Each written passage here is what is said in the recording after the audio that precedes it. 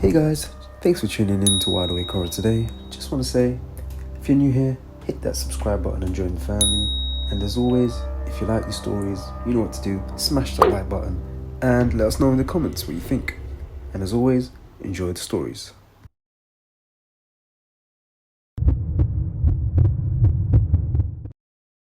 I knew something was wrong before I'd even opened the cafe door. It was one of those weird gut hits you get when your brain picks up on something before you do. Like when you miss a step on the stairs and your stomach drops half a second before your foot does. That kind of wrong. I had matched with her 3 days earlier. Her profile was normal enough. No weird filters, no creepy bio. Just some sarcastic line about bad coffee and horror movies. We'd been messaging back and forth, and it felt easy. Not forced. She seemed funny. She sent a picture of her dog. I sent one of my car after I washed it, because that's apparently what guys do when we don't know what else to send. We agreed to meet at this small cafe near the river.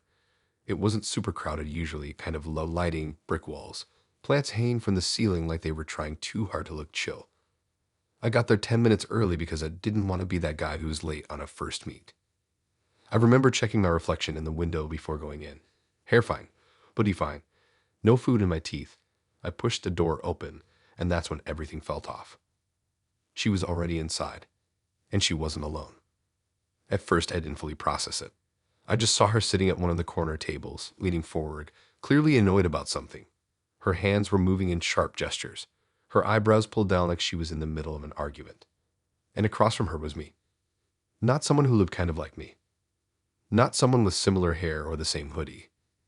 It was my face, my haircut, my exact hoodie, down to the small bleach mark near the pocket that happened last month when I spilled cleaner on it. Even the way he was sitting was the way I usually sit, slightly slouched, one elbow on the table.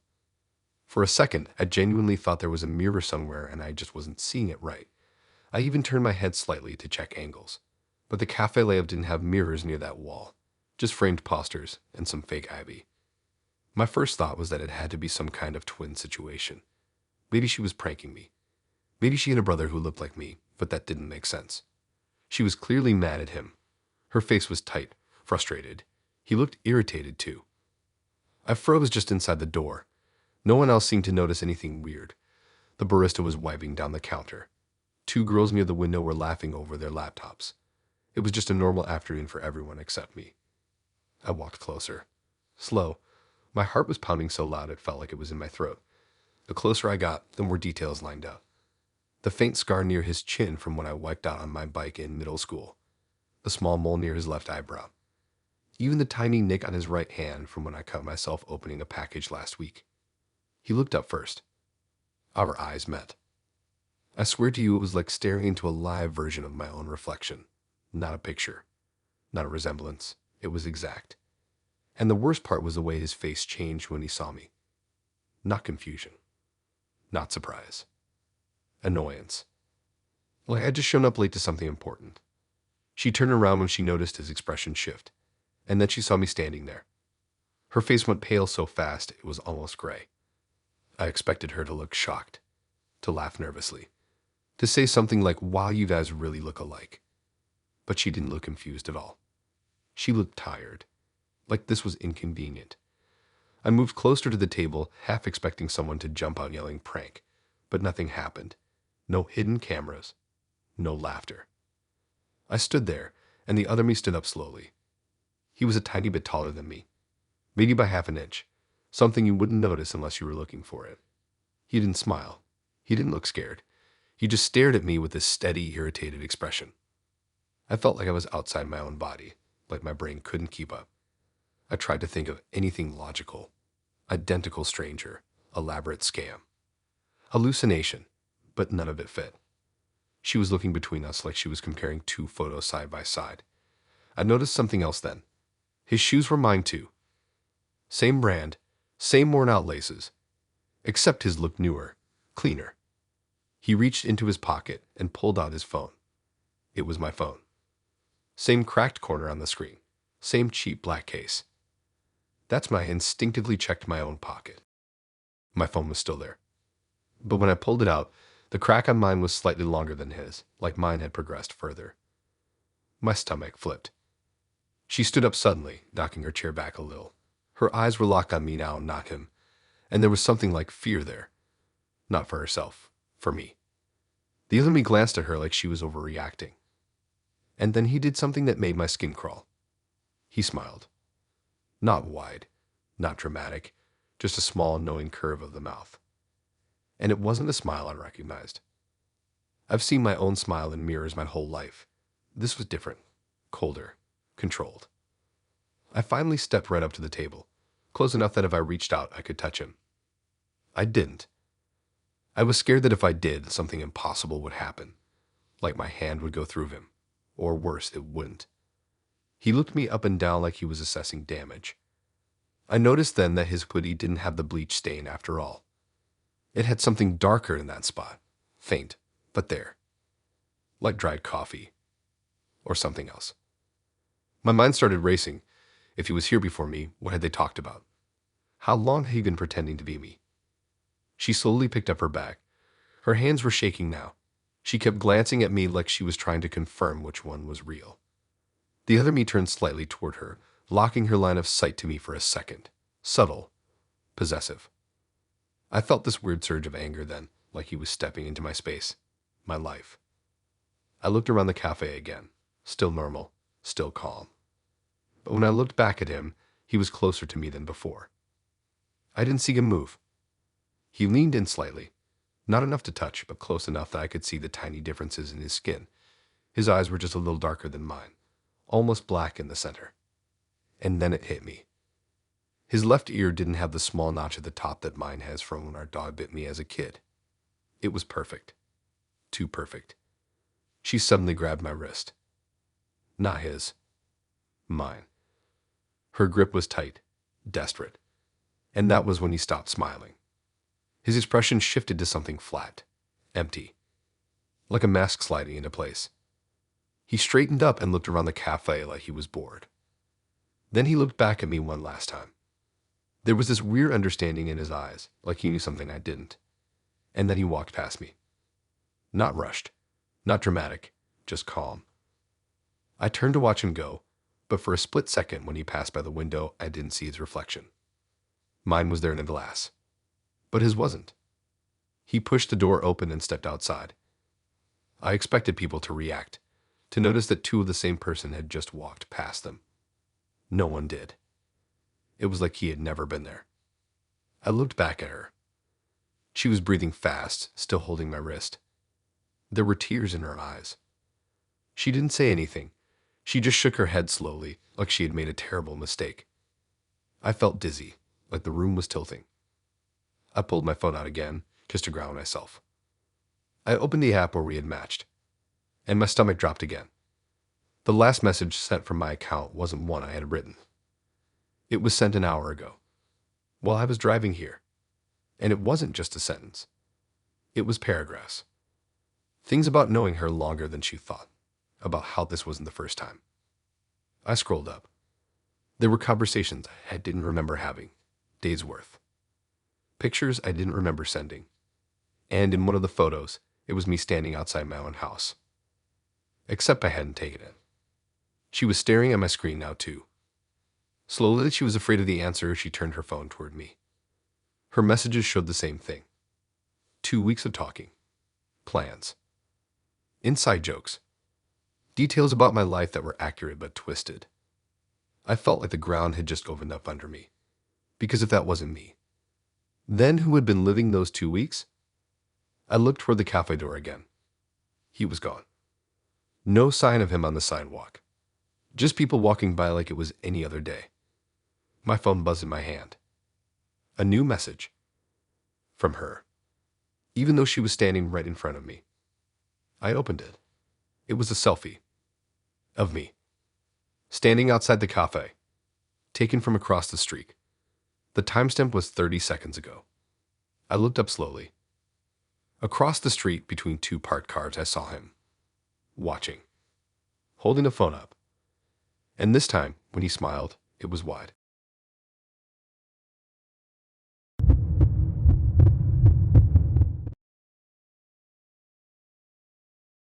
I should have left the second my phone buzzed. That's the part that keeps replaying in my head, not when he smiled. Not when he leaned back in his chair like he was proud of something. It was that tiny vibration against the wooden table, my screen lighting up between us while we were halfway through talking about college majors and favorite fast food places. I remember thinking it was just my sister. She always texts me random stuff at the worst times. But when I glanced down, it wasn't a text. It was a notification from the dating app. Emergency contact alerted. I didn't even know that was a feature. For a second, I thought maybe I tapped something by accident earlier. Maybe when I was showing him a meme, but I hadn't even opened the app since I got there. We were at this outdoor night market thing on the edge of town. It only runs on weekends. Strings of yellow lights hanging between food trucks, people walking around with paper trays of tacos and fried stuff, music playing from a speaker near the center. It felt safe, public, loud enough that nothing weird could really happen. I matched with him 4 days earlier. His profile was normal. He looked kind of nerdy, but in a cute way. Glasses, messy brown hair, pictures of him hiking, and one with a golden retriever that wasn't even his. He admitted that later. We talked about movies and how we both hated olives. Nothing strange. He suggested the night market because it was busy and fun. I actually appreciated that. It made me think he understood first date safety without me having to say it. We got food from different trucks and sat at one of those long wooden picnic tables. Everything felt fine. He wasn't awkward. He wasn't too intense. He laughed at my jokes even when they weren't that good. Then my phone buzzed. Emergency contact alerted. The words just sat there on my screen like they didn't belong to me. I stared at it for a second too long because he noticed. He tilted his head slightly, watching my face change, and then he smiled. Not confused, not concerned. He smiled like he'd been waiting, and he asked if I had seen it. My chest tightened so fast it almost hurt. I looked back down at my phone like the notification might disappear if I stared hard enough, but it was still there. Underneath it, in smaller text, it said location shared with emergency contact. My emergency contact on the app is my older cousin. I set it up months ago after a friend told me it was smart to have, but I've never actually used it. I didn't even know how to trigger it.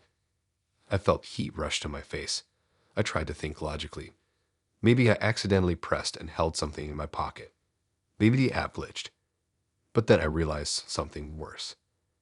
My phone had been sitting on the table the whole time. Screen up. I hadn't touched it in at least 10 minutes. I looked up at him again. He was watching me carefully, not laughing, not pretending it was nothing, just studying my reaction. He leaned back slightly, crossing his arms, like this was some kind of test. I unlocked my phone with shaking fingers and opened the app.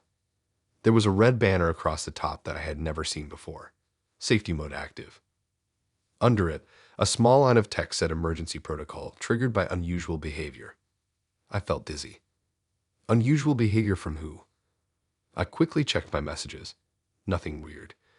No strange new chats. Our conversation was still there, normal as ever. He picked up his drink and took a slow sip, never breaking eye contact. I could feel the noise of the night market fading into the background. People laughing. Music playing. Someone shouting about fresh lemonade. It all felt far away. I went into the safety settings tab. There was a log. It showed the emergency alert was triggered 2 minutes ago. By proximity alert. I had never even heard of that. I looked at him again, and that's when he did something that made my stomach drop. He slowly reached into his jacket pocket and pulled out his own phone. He turned it around so I could see. On his screen was the same red banner. Safety mode active. But under his, it said emergency contact notified due to distress signal. My throat felt dry. I hadn't sent any distress signal. I hadn't pressed anything. He set his phone down between us like he was placing a card on the table in game. His expression was calm, almost amused. I suddenly remembered something small from earlier in the night. When we first sat down, he had asked if he could see my phone to look at a picture of my dog more closely. I had handed it over without thinking. He scrolled for a second and gave it back. I hadn't watched what he was doing that closely. My heart started pounding harder. I went to my phone's permissions settings. The dating app had access to things I don't remember approving. Bluetooth scanning. Nearby device detection. I don't remember turning that on. He tapped his finger lightly on the table, waiting. I felt I was in the middle of something I didn't understand. I opened the app's safety info page and started skimming.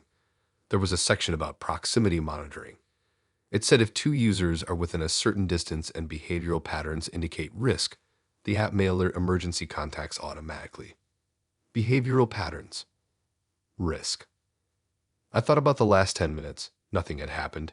We were just sitting there eating. Unless it wasn't about tonight. I went back to the chat history. That's when I noticed something off. There were messages I didn't remember sending earlier that afternoon. Short ones. Things like I can't wait to finally be alone somewhere quieter. I stared at the timestamp. 3:12 p.m. At 3:12 p.m., I was at home watching videos. I hadn't even been on the app. My stomach dropped. I'd scroll further. There were more. I like when plans change unexpectedly. Sometimes public places are just for show. I felt cold all over. I'd never typed those. He leaned forward slightly, like you could tell I was finding them. His smile widened just a little. I checked my sent message log outside the app. Nothing unusual. But inside the app, those messages were there, under my name. I looked at him and tried to piece it together. When he hit my phone earlier, he could have sent them. But the timestamps were hours before we even met. That didn't make sense. Unless he had access to my account before tonight. I suddenly remembered that when we matched, he had unmatched me once and then matched again the next day. He said it was a glitch. What if it wasn't? My phone buzzed again. A text from my cousin. Are you okay? I felt like I might throw up. I typed back quickly that I was fine, just a weird app glitch. Before I could hit send, he reached across the table and gently pressed his finger against my screen, stopping me. His touch was light but deliberate. His eyes were locked on mine. I realized then that he wasn't surprised by any of this. He had planned it. I pulled my hand back fast and stood up from the bench. The world around us came rushing back into focus. The noise, the lights, the smell of fried food. He stayed seated, looking up at me calmly. I grabbed my bag and stepped away from the table. My phone buzzed again. Another notification from the app. Emergency escalation in progress. What did that even mean? I opened it. A countdown timer appeared at the top. 0:59. It said, if no confirmation of safety is received, local authorities may be notified. My heart was racing so hard I could hear it in my ears. I didn't press anything. He finally stood up too, brushing off his jeans like this was normal. People were moving around us, completely unaware. I backed up a step. He took one forward. Not fast, not aggressive, just closing distance. My phone showed 0:42. I looked around for security, for anyone who looked official. And that's when I noticed something else. Two people near the lemonade stand were looking at us. Not casually. Focused. They both had their phones out, pointed slightly in our direction. I felt like the ground tilted. This wasn't random. This wasn't a glitch. This was coordinated. My screen showed 0:21. He stopped a few feet away from me. His expression wasn't amused anymore. It was intent. Like he was waiting to see what I would do. I finally pressed the confirm safety button. My finger hesitated for half a second before tapping it. The countdown stopped at 09. The red banner disappeared. My cousin immediately texted again asking what was going on. I typed that I was fine, and this time I hit send. When I looked up again, he was still there. Still watching. The two people by the lemonade stand slowly lowered their phones. He glanced at them briefly, then back at me. And he smiled again. Not proud, not excited. Just satisfied. Like something had gone exactly the way he expected. I didn't say anything. I just turned and walked straight through the crowd toward the parking lot. I didn't look back. My phone buzzed one last time as I reached my car. A new message from him on the app. It said safety mode complete. I deleted the app before I even started the engine.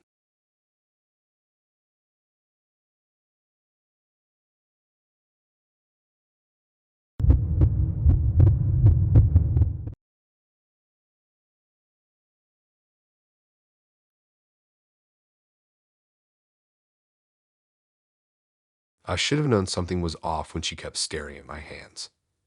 Not my face. Not my clothes. My hands. Like she was memorizing them. We were sitting in this late-night diner off the highway, the kind that's open 24 hours and smells like burnt coffee no matter what time you go. I only agreed to meet there because it was halfway between where we both live, and it was always busy. Truck drivers, college kids, random families at midnight. It felt safe in that loud, greasy kind of way. I matched with her a week before. Her profile was simple. No dramatic quotes, no overdone filters.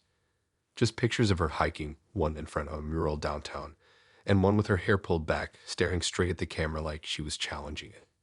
Her bio just said she liked people who were honest and didn't pretend to be something they weren't. We talked every night for hours. It was easy. She'd send long paragraphs about random stuff, like why she thought certain streetlights flicker more than others, or how she used to count cars as a kid to fall asleep. It felt different from other matches. More intense, but in a focused way. The first half of the date was normal. Fries, milkshakes, talking about school and work. She laughed at things I said. She held eye contact a little longer than most people do, but I just figured she was confident. Then she asked to see my phone. It wasn't weird at first. She said she wanted to see the picture of my dog I mentioned earlier. I didn't think twice. I unlocked it and handed it over. That's when everything shifted. Instead of opening my gallery, she tapped straight into the dating app. I felt the small jolt of confusion. I hadn't even had it open. She didn't ask for permission. She just moved like she already knew where everything was. My heart started beating faster, but I told myself it was nothing. Maybe she was just curious what my profile looked like from my side. She clicked on my profile preview, and then she went quiet. Really quiet. Her face didn't change much. Just a slight narrowing of her eyes, like she was focusing on something tiny. She slowly turned the phone toward me. My bio had changed. Instead of the stupid line I wrote about liking bad horror movies and late-night drives, it just said 2 words. In progress. That was it. No emojis. No punctuation. In progress. I stared at it for a second, waiting for my brain to catch up. I knew what my bio said. I read it over like 10 times before ever posting it. I haven't edited it in months. I reached for my phone, thinking maybe it was some weird loading glitch. But it wasn't glitching. It looked completely normal. Clean font. No broken text. Just in progress sitting there under my name and pictures. I felt heat crawl up my neck. I tapped Edit Profile. The text box showed the same thing. In progress. Like that's what I tagged myself. I scrolled through my photos. Those were the same. My prompts were still there too, except when I clicked on one of them, the answer underneath had changed. Instead of the joke about my worst cooking disaster, it said learning. Just that. Learning. My stomach tightened. She was watching me closely now, like she was measuring my reaction. I asked her if she had touched anything. I tried to keep my voice steady, but it came out weird. She just tilted her head slightly and said she hadn't. I checked the app settings to see if there was any recent activity log. Nothing obvious. No sign of packing. No login from another device. But then I noticed something else. Under my profile picture, there was a small gray icon I had never seen before. It looked like a circular arrow. I tapped it. A small message popped up. Profile sensing across active sessions. Active sessions. I felt like I couldn't breathe for a second. I went into account settings and checked devices. There was my phone and another device. No name. Just listed as Android device, active now. I don't even own an Android. My hands felt cold. She leaned forward slightly, elbows on the table. Her expression wasn't shocked or scared. It was curious. Like she was waiting for something specific to happen. I asked her if she had ever seen that before. She shrugged. I clicked on the unknown device to try and remove it. It asked for password confirmation. I typed my password. It didn't work. I tried again. Still wrong. I know my password. I've had the same one for years. My chest started to feel tight. She reached out slowly and placed her hand over mine on the table. Her touch was warm, steady, and for some reason that made it worse. My phone buzzed in my hand. A new notification from the app. Profile updated successfully. I stared at the screen. I hadn't updated anything. I went back to my profile page. My bio still said in progress. But now there was an extra line under it. Estimated completion, pending. I felt this wave of panic rise up. This wasn't random hacking, it was too specific. I checked the device list again. The unknown Android device was still there. Active now. Then my phone buzzed again. A message. Not from her. From my own account. It showed up like a system notification inside the app. Self-improvement requires participation. I swear my vision went blurry for a second. I looked up at her. She wasn't smiling. She wasn't laughing. She was watching. Like she had been waiting for this exact moment. I stood up from the booth too fast, my knee hitting the table. A couple at the counter glanced over briefly, then went back to their food. Everything around us felt normal. Too normal. I opened my camera to check if maybe someone nearby was messing with my Bluetooth or something stupid like that. That's when I saw it. In the reflection of the black screening for a split second before it switched to camera view, there was something behind me in the booth. Someone sitting directly behind my shoulder. But when the camera view loaded, the booth behind me was empty. I turned around anyway. No one there. Just a cracked leather seat and a napkin on the table. I looked back at her. She finally smiled.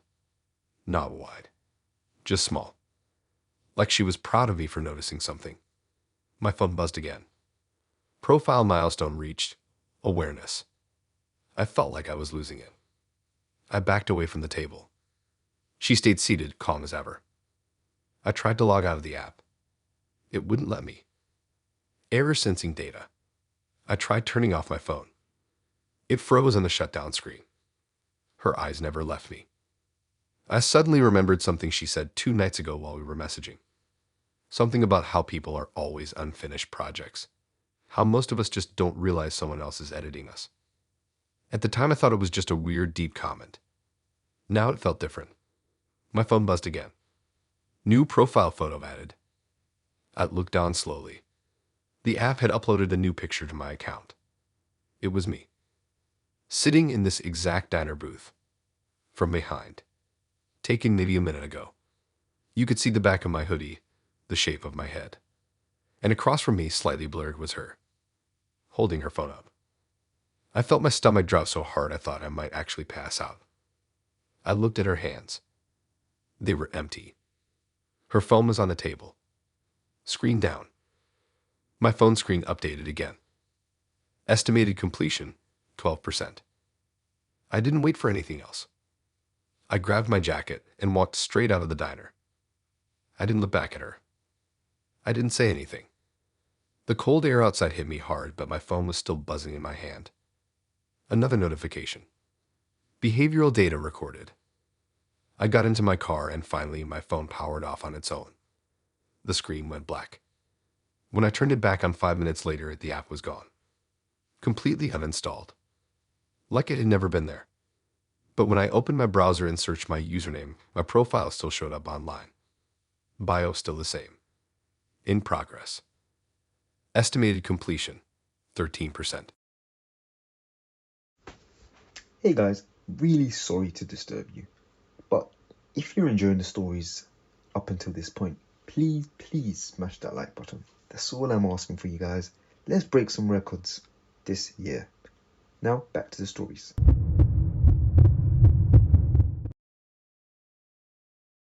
I didn't think the worst moment of my life would start with a disappearing chat bubble.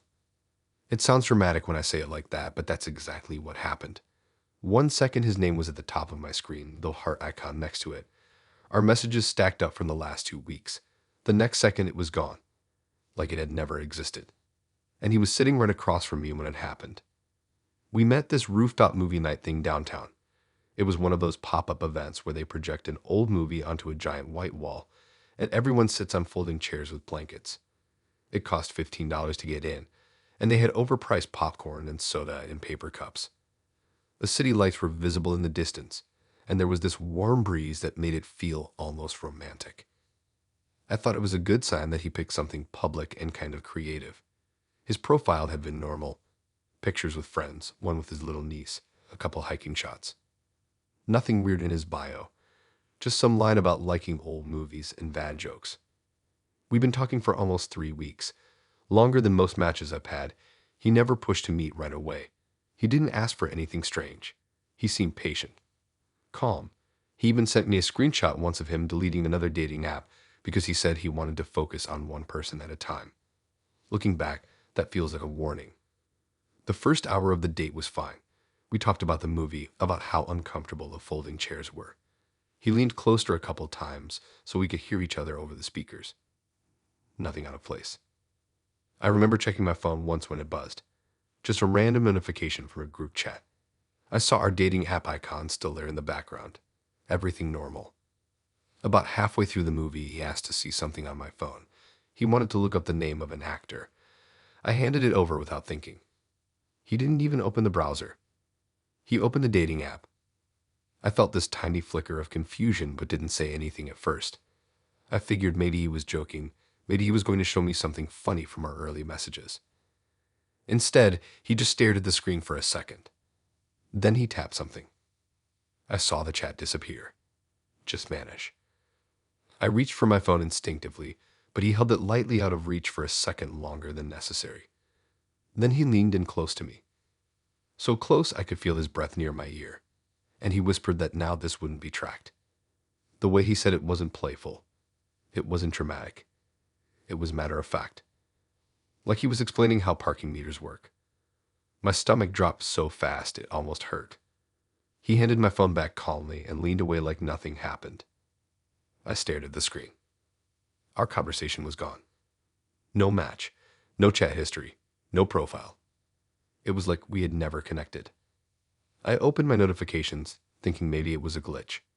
But there was nothing there. I searched his name in the app. No results. I checked my blocked list. Empty. He hadn't matched me. While sitting next to me, I looked at him. He was facing forward, watching the movie like everything was fine. The light from the screen flickered across his face. I felt this wave of panic start to build in my chest. Because the app logs dates. It logs messages. It keeps record of when you match, when you talk. And now none of that existed. I thought about the safety features, the way you can report someone, the way your location can sometimes be shared through the app if you enable it. All of that depended on there being a match. And now there wasn't. I asked him why he did that. He didn't look at me. He just smiled slightly and said something about how apps keep too much data these days. His tone was casual, almost bored. My brain was racing. I opened my text messages, hoping maybe we had exchanged numbers already and I just forgot. We hadn't. Everything was inside that app, which was now empty. I suddenly realized something else. Earlier that night, when we got to the rooftop, he had suggested we take a quick walk around the edge to see the view, away from the main seating area. I said maybe later. He didn't push. Now I understood why. If something happened out there, there would be no record we even met. I checked my location sharing settings. Nothing active. I checked my call log. No recent calls. No proof. I felt exposed in a way I can't fully explain. Like the only thing connecting me to him had just been erased. The movie kept playing. People around us laughed at a joke on screen. It felt unreal. He finally turned to look at me. His expression was calm, steady, almost reassuring, which somehow made it worse. I asked him why he whispered that. He tilted his head slightly and said it was just a joke. But his eyes didn't match the words. They were too focused, too aware. I felt like he was measuring my reaction. I started scanning the rooftop, security near the entrance, a small snack stand, couples wrapped in blankets. Everyone looked normal. I stood up suddenly and said I needed the restroom. He nodded, not surprised. I walked quickly toward the stairwell that led back down to the lobby level. My hands were shaking as I pulled out my phone again. I searched his name on social media. Nothing. I searched the username he had on the app. No accounts anywhere. It was like he didn't exist outside that match. And now even that was gone. I opened my photo gallery, hoping maybe I had taken a screenshot of his profile at some point. I hadn't. I never do that. Why would I? I leaned against the bathroom sink, staring at myself in the mirror, trying to calm down. Maybe I was overreacting. Maybe he just didn't like that the app tracked data. Maybe he thought it was romantic or something stupid like that. But then I remembered something he said earlier in the night. He made a comment about how people rely too much on digital footprints. How easy it is to disappear if you know what you're doing. At the time, I thought he meant social media breaks. Now it felt different. My phone buzzed. A message request. From an unknown number. It just said I prefer when things stay between us. My heart started pounding so loud I could hear it. I hadn't given him my number. There was no way. Unless he got it from my phone when I handed it to him earlier. I checked my recent activity. No outgoing texts. No shared contact card. I felt trapped. Like the walls of the small bathroom were closing in. I stepped back out onto the rooftop. He was still sitting in his chair. Alone. Like he hadn't moved. The empty seat next to him looked like a gap in reality. I realized then that if I left without saying anything, there would be no connection tying me to him. No digital trace. No proof I was ever there with him. He saw me and raised his hand slightly like he was checking if I was coming back. I didn't go back to the seat. I walked straight past him toward the exit. I felt his eyes on me the entire time. I didn't run. I didn't say anything. I just left. When I got down to the street, my phone buzzed again. Another message from the unknown number. You forgot your blanket. I stopped walking. I never brought a blanket. I looked up slowly toward the rooftop. And there he was, standing at the edge, holding a folded gray blanket in his hands. Looking directly down at me.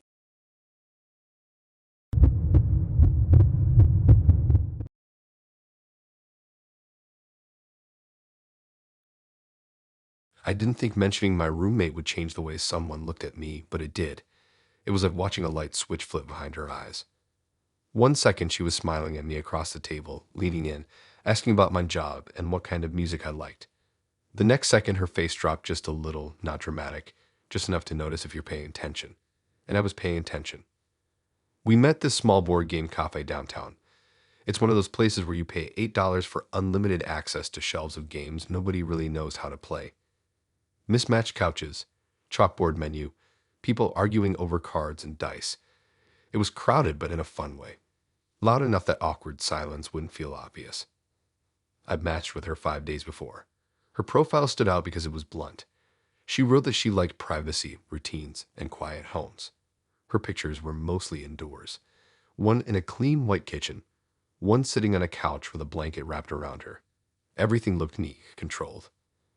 We talked every night after work. She asked a lot of specific questions. Not just what do you do or what are your hobbies.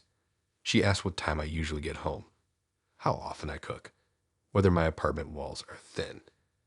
At the time, I thought she just liked details. When we sat down at the cafe, she was exactly like her pictures. Calm, put together, hair tied back perfectly. Even the way she folded her jacket over the back of the chair looked planned. The date started normal. We picked some random card game neither of us fully understood and just laughed our way through it.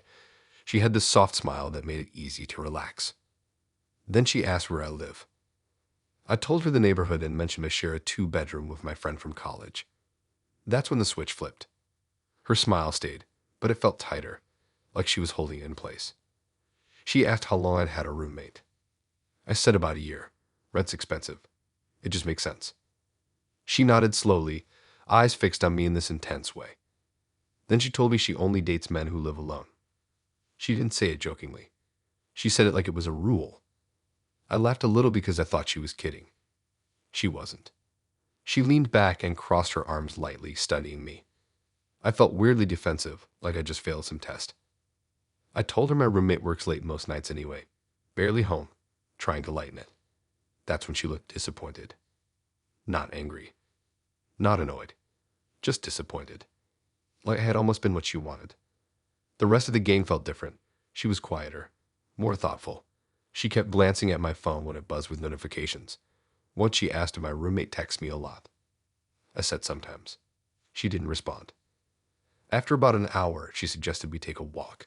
There's a small park behind the cafe with dim lights and a fountain that barely works. It wasn't super late yet, so I agreed.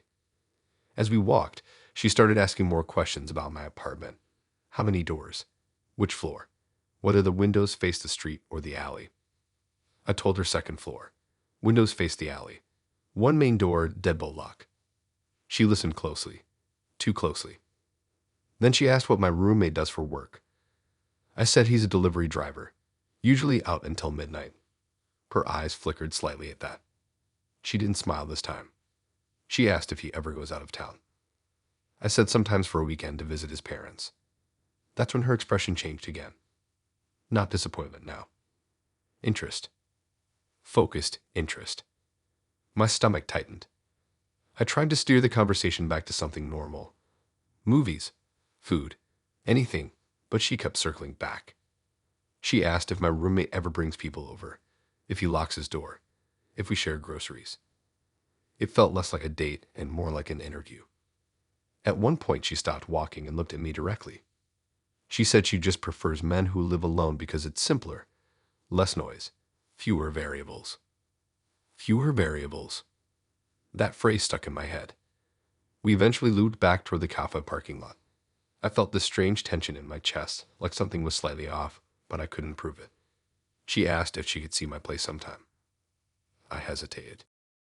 I said maybe, but it's kind of messy. She said she doesn't mind mess. She just doesn't like unexpected people. The way she said unexpected made my skin crawl a little. I dropped her off at her car. She gave me a quick hug. It felt normal enough, but her grip was firm, almost lingering. When I got home, my roommate was in the living room playing video games. Everything felt safe and familiar. Cluttered coffee table, half-empty soda cans, laptop. I told him about the date in a casual way. He joked that she sounded intense. I brushed it off. That night, around 1 a.m., my phone buzzed. A message from her. She asked if my roommate was home. I told her yeah. She didn't reply. The next day, I noticed something small but strange. My kitchen window, the one facing the alley, was slightly open.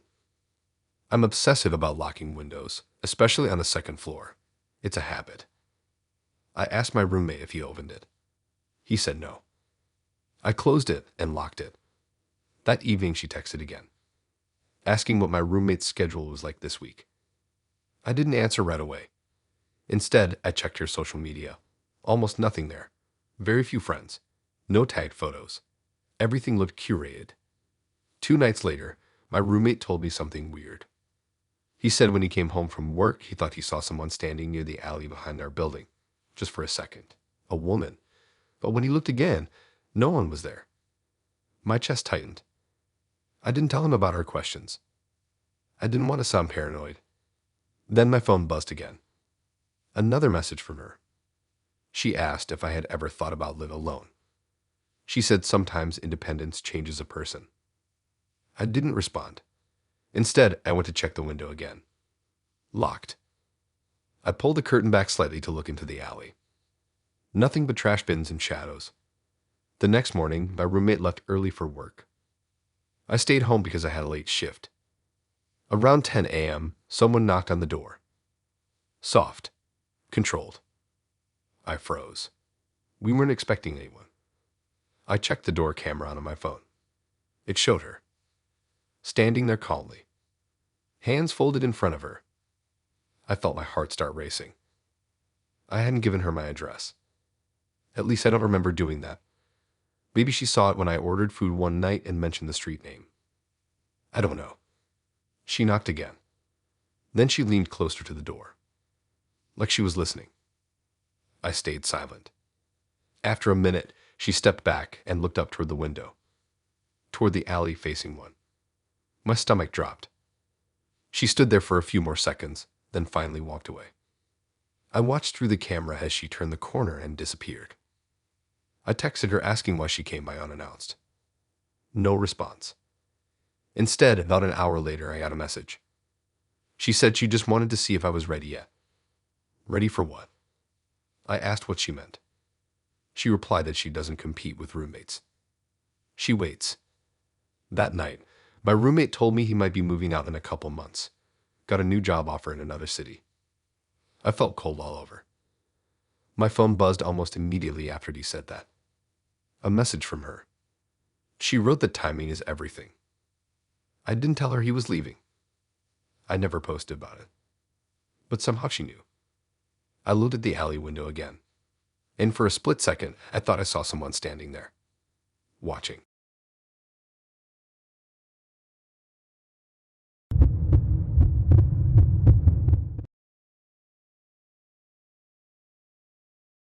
I knew something was wrong when my own joke started staring back at me from his profile. Not hours later, not the next day, while we're still sitting there eating. I wish I could say there were warning signs before that, but the whole thing felt normal at first. Too normal. That's what messes with me now. Nothing dramatic. No creepy vibes. Just a regular dinner date at a loud ramen place with sticky tables and fog-up windows. We matched about a week earlier. His profile was funny in a low-effort way. Random one-liners, a picture of him holding a huge fish like every other guy on that app, and a prompt that said he appreciates people who can keep up with sarcasm. We talked every night after work. It felt easy. He'd send voice notes sometimes, short ones, laughing about something that happened during his day. He suggested this ramen spot because it was cheap, like $12 for a big bowl, and open late. I liked that it wasn't some fancy place. Less pressure. When I got there, he was already seated in a corner booth. Black hoodie, messy hair, exactly like his pictures. He stood up when he saw me and gave me a quick hug. Nothing weird. No red flags. We ordered. We talked about work. About how annoying traffic is. Normal stuff. About halfway through dinner, I told him a stupid joke. It wasn't even that funny. We were talking about how every dating profile says they love hiking, and I said something like maybe everyone just wants to get lost in the woods and start over. I laughed at my own joke because it sounded darker than I meant it to. He laughed too, a little too long maybe, but I didn't think much of it. We kept eating, talking about random things. My phone was face down on the table. His was next to his bowl, screen up. At one point, his phone buzzed with a notification from the dating app. I recognized the icon because it's bright and hard to miss. I teased him about still getting matches. He shrugged and said something about algorithms. He picked up his phone to swipe the notification away. That's when I saw it. His profile preview popped up briefly as he cleared the notification. Under his bio, which I had read a dozen times before meeting him, there was a new line. Maybe everyone just wants to get lost in the woods and start over. My exact words. Not similar. Exact. I froze. For a second, I thought maybe I was misremembering what he had written before. Maybe he had something close to that, and my brain just connected it. But I remembered his bio clearly. It was some lazy joke about being fluent in sarcasm and bad cooking. This wasn't there before. I felt this slow, crawling confusion spread through me. I tried to play it cool. I asked him if he just updated his profile. He looked at me like the question was random. He said he hadn't touched it. I felt heat rush to my face. I asked if he was sure. He casually unlocked his phone and turned it toward me. His bio now included that exact sentence, right under his original lines, like it had always been part of it. The timestamp at the top said updated just now. I stared at it, trying to process. I knew for a fact he didn't type anything in the last few minutes. We were talking, eating. His hands were on the table or holding his spoon. Unless he typed it under the table without me noticing. But why would he copy something I just said? And how would it update instantly like that? I pulled out my own phone and opened the app. I went to his profile from our match. Same thing. The new line was there. I scrolled down, hoping maybe it was an older version cached or something. But it was clean, recent. I felt this strange buzzing in my ears. He watched me scroll. His expression wasn't confused. It was curious. Like he was studying my reaction to something we both didn't understand. I told him that line wasn't there before. He shrugged lightly and said maybe he added it earlier and forgot. That didn't make sense. I read his profile carefully before coming. I always do that. It helps with conversation. That line wasn't there. I checked the timestamp again. Updated 2 minutes ago. We were mid-sentence 2 minutes ago. My chest started to feel tight. I checked the rest of his profile. Another prompt answer had changed too. Where it used to say something about loving late-night drives, it now said appreciates dark humor about starting over. My exact wording. I felt cold. I asked him if he was messing with me. He shook his head slowly. Then his phone buzzed again. Another notification from the app. Profile engagement increasing. He looked at the screen, then at me, and he smiled. Not wide, just small, almost satisfied. I opened my own profile out of curiosity. Nothing had changed. Everything looked normal. I went back to his. Another update. This time a photo. It was of him sitting in a ramen place, taken from across the table. My stomach dropped. The angle was slightly tilted. You could see the edge of the table. A bowl of ramen. His hoodie. It was clearly taken tonight. I looked at my own phone. I hadn't taken any pictures. I looked around the restaurant quickly. No obvious cameras pointing at us. He was holding his phone in his hand. But the photo on his profile wasn't taken from his angle. It was from mine. I felt like the floor was shifting under me. I asked him who took that picture. He looked at it and frowned slightly, like he was seeing it for the first time. He said he didn't know. He turned his phone around to look more closely. The image quality was clear. Too clear. Like it wasn't a quick candid shot. I opened the details on the photo. Uploaded just now. No source listed. I checked my own camera roll. Nothing new. My hands were shaking a little now. I tried to convince myself it was some kind of app glitch. Maybe the app was testing live updates. Maybe it was pulling text from chat or something weird. But I hadn't typed that joke anywhere. I said it out loud. Only to him. His profile refreshed again without him touching it. Another new line appeared. Currently at dinner. Learning new material. I swear my heart stopped for a second. Learning new material. Like I was content. Like he was updating based on me in real time. I looked up slowly. He was staring at me. Not smiling now. Just watching. Like he was waiting to see if I would figure it out. The restaurant noise felt distant. Chopsticks clinking. People talking. None of it felt real anymore. I refreshed his profile on my phone. The text flickered for a split second. Then changed again. Adapting. That word sat there under his bio. Adapting. I felt this wave of panic wash over me. I locked my phone and stood up too fast, bumping the table. He looked surprised, but not scared.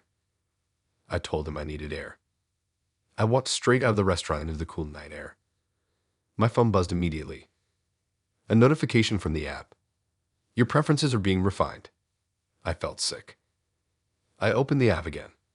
His profile was gone. Like we never matched. I searched his name. Nothing. I checked my recent matches. Empty.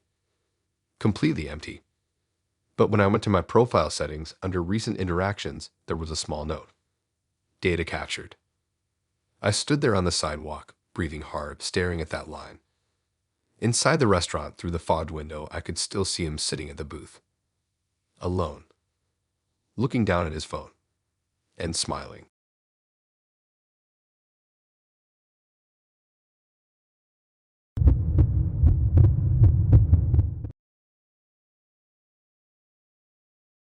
I knew I was in trouble when he told me I missed my turn.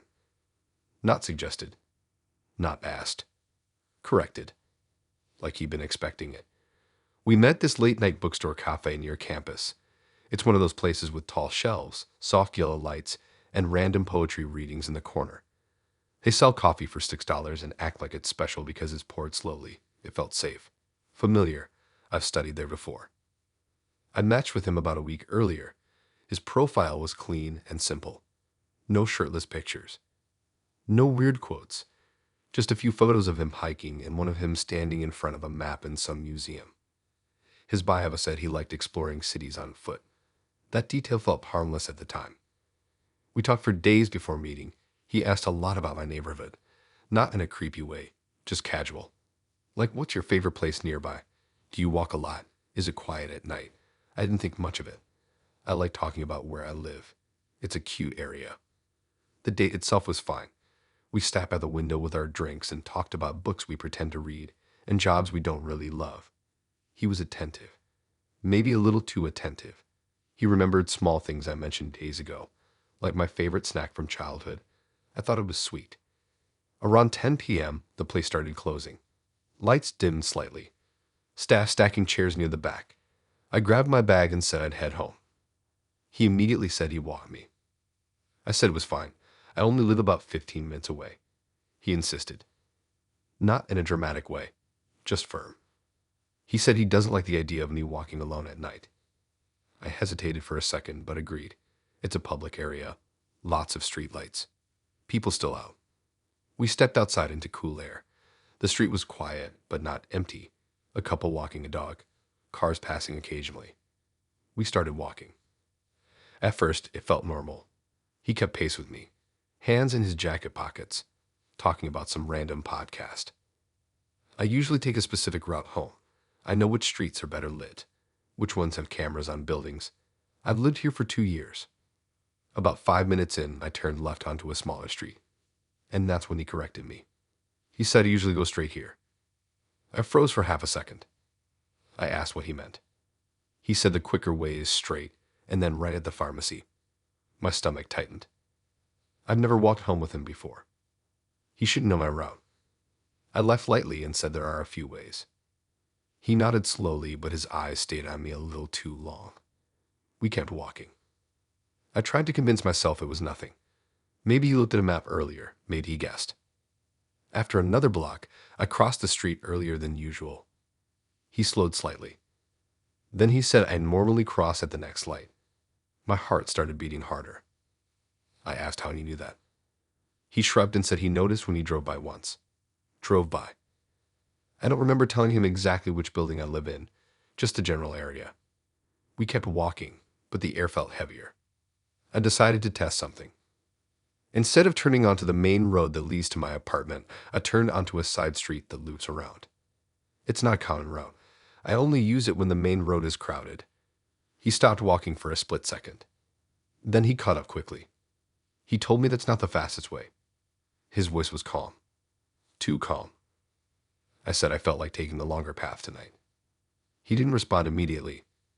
Then he said that's not how you usually do it. My chest felt tight. How I usually do it. We walked in silence for a few seconds. Streetlights flickering slightly above us. I could hear our footsteps on the pavement. I decided to change direction again, turning into a small park that cuts through the block. I rarely use that path at night because it's darker, but I wanted to see what he'd say. He followed without hesitation. After a few steps, he said this isn't part of your normal route. I stopped walking. I turned to face him. I asked how he knew my normal route. He looked at me steadily. No smile. No embarrassment. He said he likes to plan. He said when he cares about someone's safety, he pays attention. I felt a wave of cold run through me. I told him we've only had one date. He tilted his head slightly, like that wasn't relevant. I pulled out my phone, pretending to check something, but really just grounding myself. I realized something then. Last week he asked me to share my location once when I was out with friends. He said he was curious how far the bar was from my place. I declined at the time, but maybe he didn't need that. Maybe he followed me before. The thought made my stomach twist. We exited the park. My building was only 2 blocks away now. I decided to do something random. Instead of heading toward my street, I turned completely in the opposite direction, toward a convenience store that's open late. He didn't hesitate. He said, "You're going the wrong way." Not asked. Stated. I said maybe I forgot something. He looked genuinely confused, then slightly annoyed. He said, "Your building is that way." And he pointed directly at it. My heart dropped. He shouldn't know which one. There are 3 similar buildings on my block. I asked how he knew that. He hesitated for the first time all night. Just a fraction of a second. Then he said he pays attention. That's all. I felt exposed. Like my routine had been mapped. We stood there under a streetlight. cars passing occasionally. My phone buzzed suddenly. A notification from the dating app.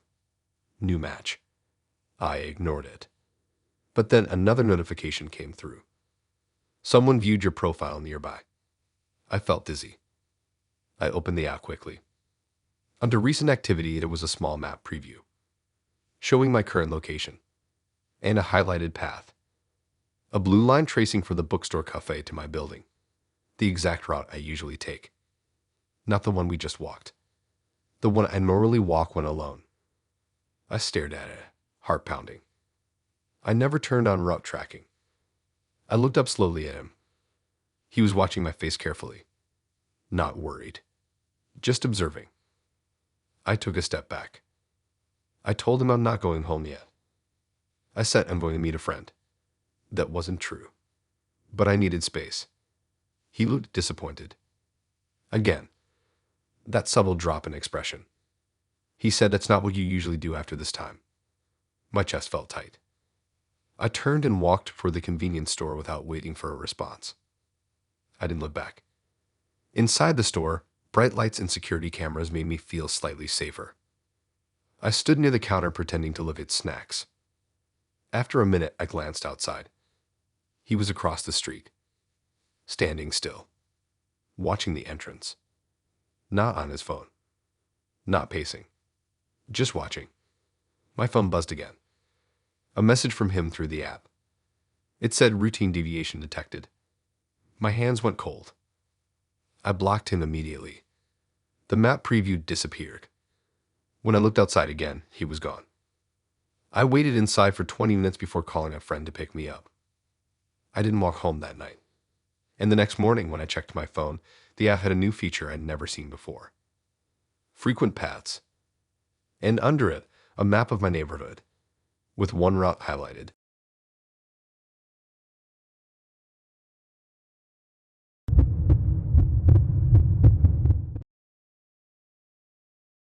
I've never seen my own words before I said them. That's the only way I know how to explain it. I've seen screenshots of old conversations. I've read messages out of context and cringe, but had never seen a full argument with my name at the top and my replies laid out in blue before any of it happened.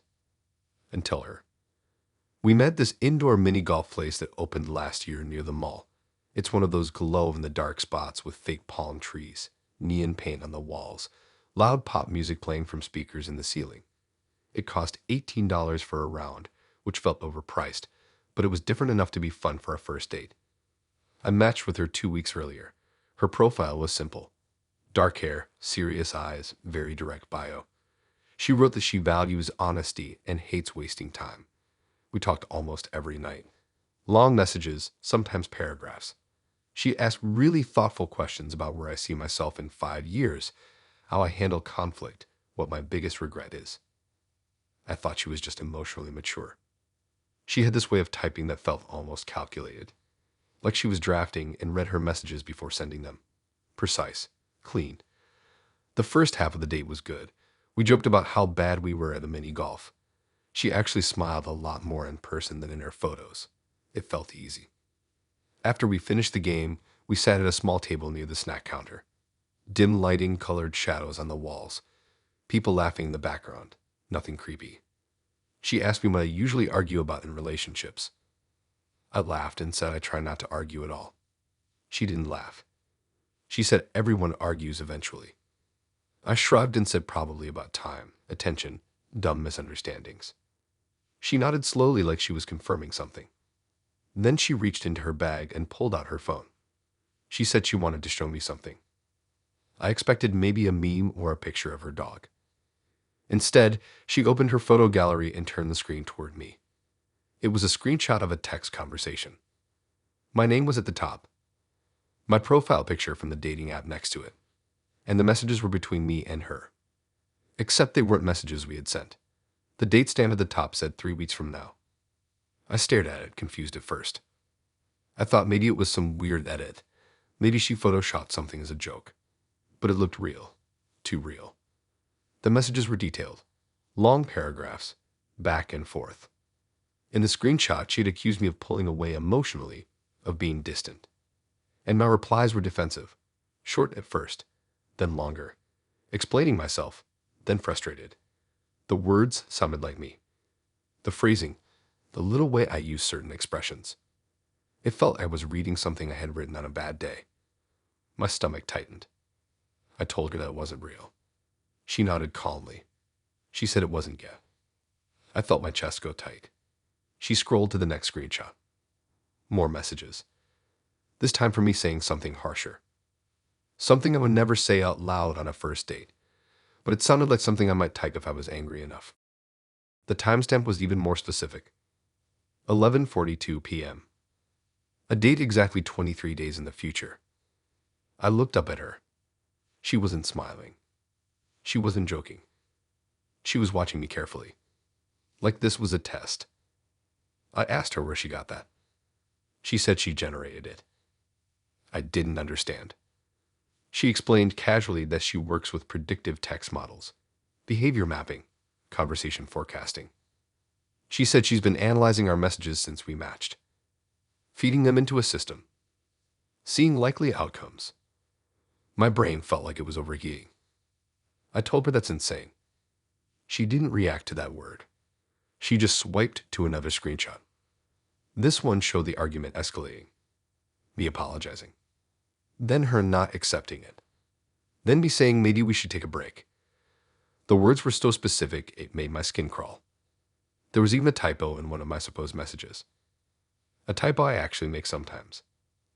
I felt like someone had been inside my head. She asked me if that sounded like something I would say. I didn't know what to answer, because parts of it did. I've had similar fights before in past relationships. Similar patterns. She zoomed in on one particular message from me in the screenshot. It was the turning point in the argument. The line that made everything fall apart. She looked at me and asked if I wanted to change my response now, before we got there. My heart was pounding so loud I could barely hear the music anymore. I told her this was messed up.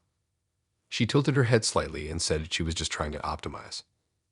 Optimize what? She said relationships fail because people repeat predictable patterns. She said if we can see the pattern early, we can correct it. I stared at the screenshot again. It was detailed down to the minute. Even included a location tag at the top. My apartment. I never told her my exact address. I told her the neighborhood once casually, but the screenshot had a specific building name. My building. I felt cold all over. I asked her how she knew that. She said data is everywhere. She said people reveal more than they think. I thought about every message I'd sent, every small detail. She swiped again.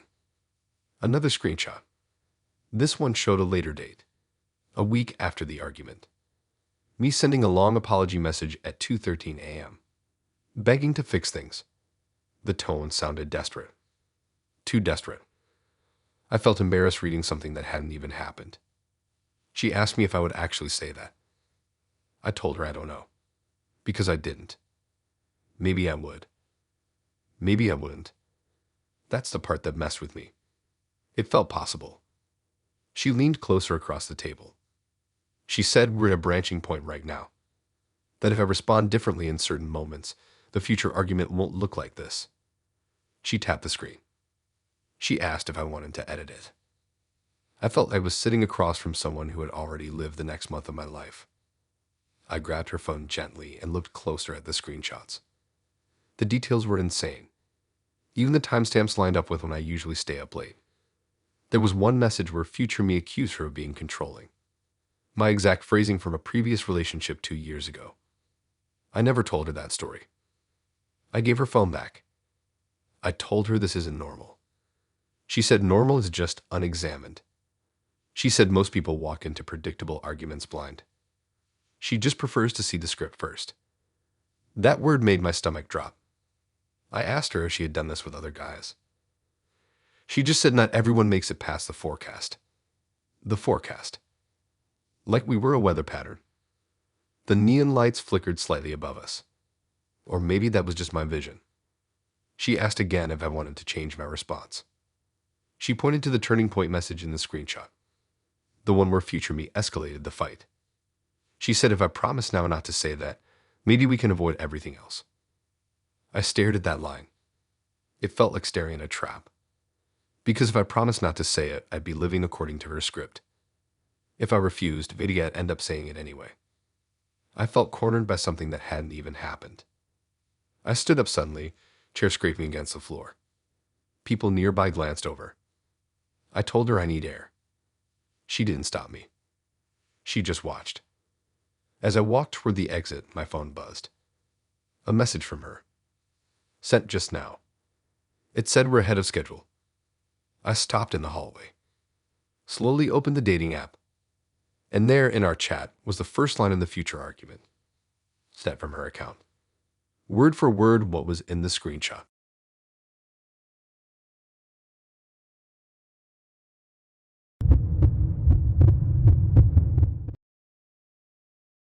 I thought she was joking when she thanked me for cooperating. We were sitting in my car in the parking garage under her apartment building. It was our fourth date. Nothing dramatic had happened all night. We had just come back from this small art exhibit downtown, the kind where you pay $10 to walk around a white room and pretend you understand abstract paintings. Everything had been normal. That's what makes it worse. She had been smiling more lately, more relaxed, less guarded. When we first matched, her profile was kind of blunt.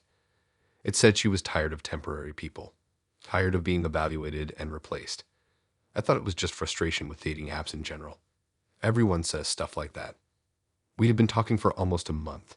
Daily messages, long voice notes, late night calls. She'd tell me about work, about her weird neighbor who plays music too loud. I told her about my job, about how I live alone in a tiny studio that costs way too much rent. She seemed to like that part. She asked a lot about my routines. What time I wake up. What time I get home. What days I order food instead of cooking. I thought she was just trying to picture my life. That night in the car, we were just talking about nothing. Music playing low in the background. Concrete walls around us. Quiet. Then she looked at me in this calm, steady way and said thank you for cooperating. I laughed because it sounded like something you say to a hostage. I asked what she meant. She tilted her head slightly and said now the app would finally stop suggesting replacements. My smile faded. I asked her what she was talking about. She didn't answer right away. Instead, she pulled out her phone and opened the dating app. I hadn't opened mine in days. I figured we were kind of exclusive already unofficially. She showed me her screen. At the top, under her matches, my name was highlighted. Next to it was a small tag that said primary. I had never seen that before. I asked her what that meant. She said it means I've stabilized. Stabilized. Like I was a system update. She scrolled down. Under previous matches, there were blurred out names. Each one had a small red label next to it. Replaced. My stomach tightened. I told her that's not a normal feature. She shrugged slightly and said most people don't notice it.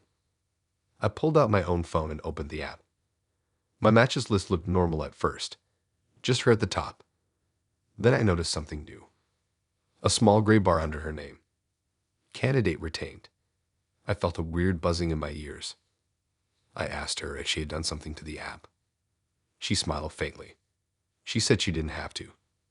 She said the app does it automatically once compatibility reaches threshold. Threshold.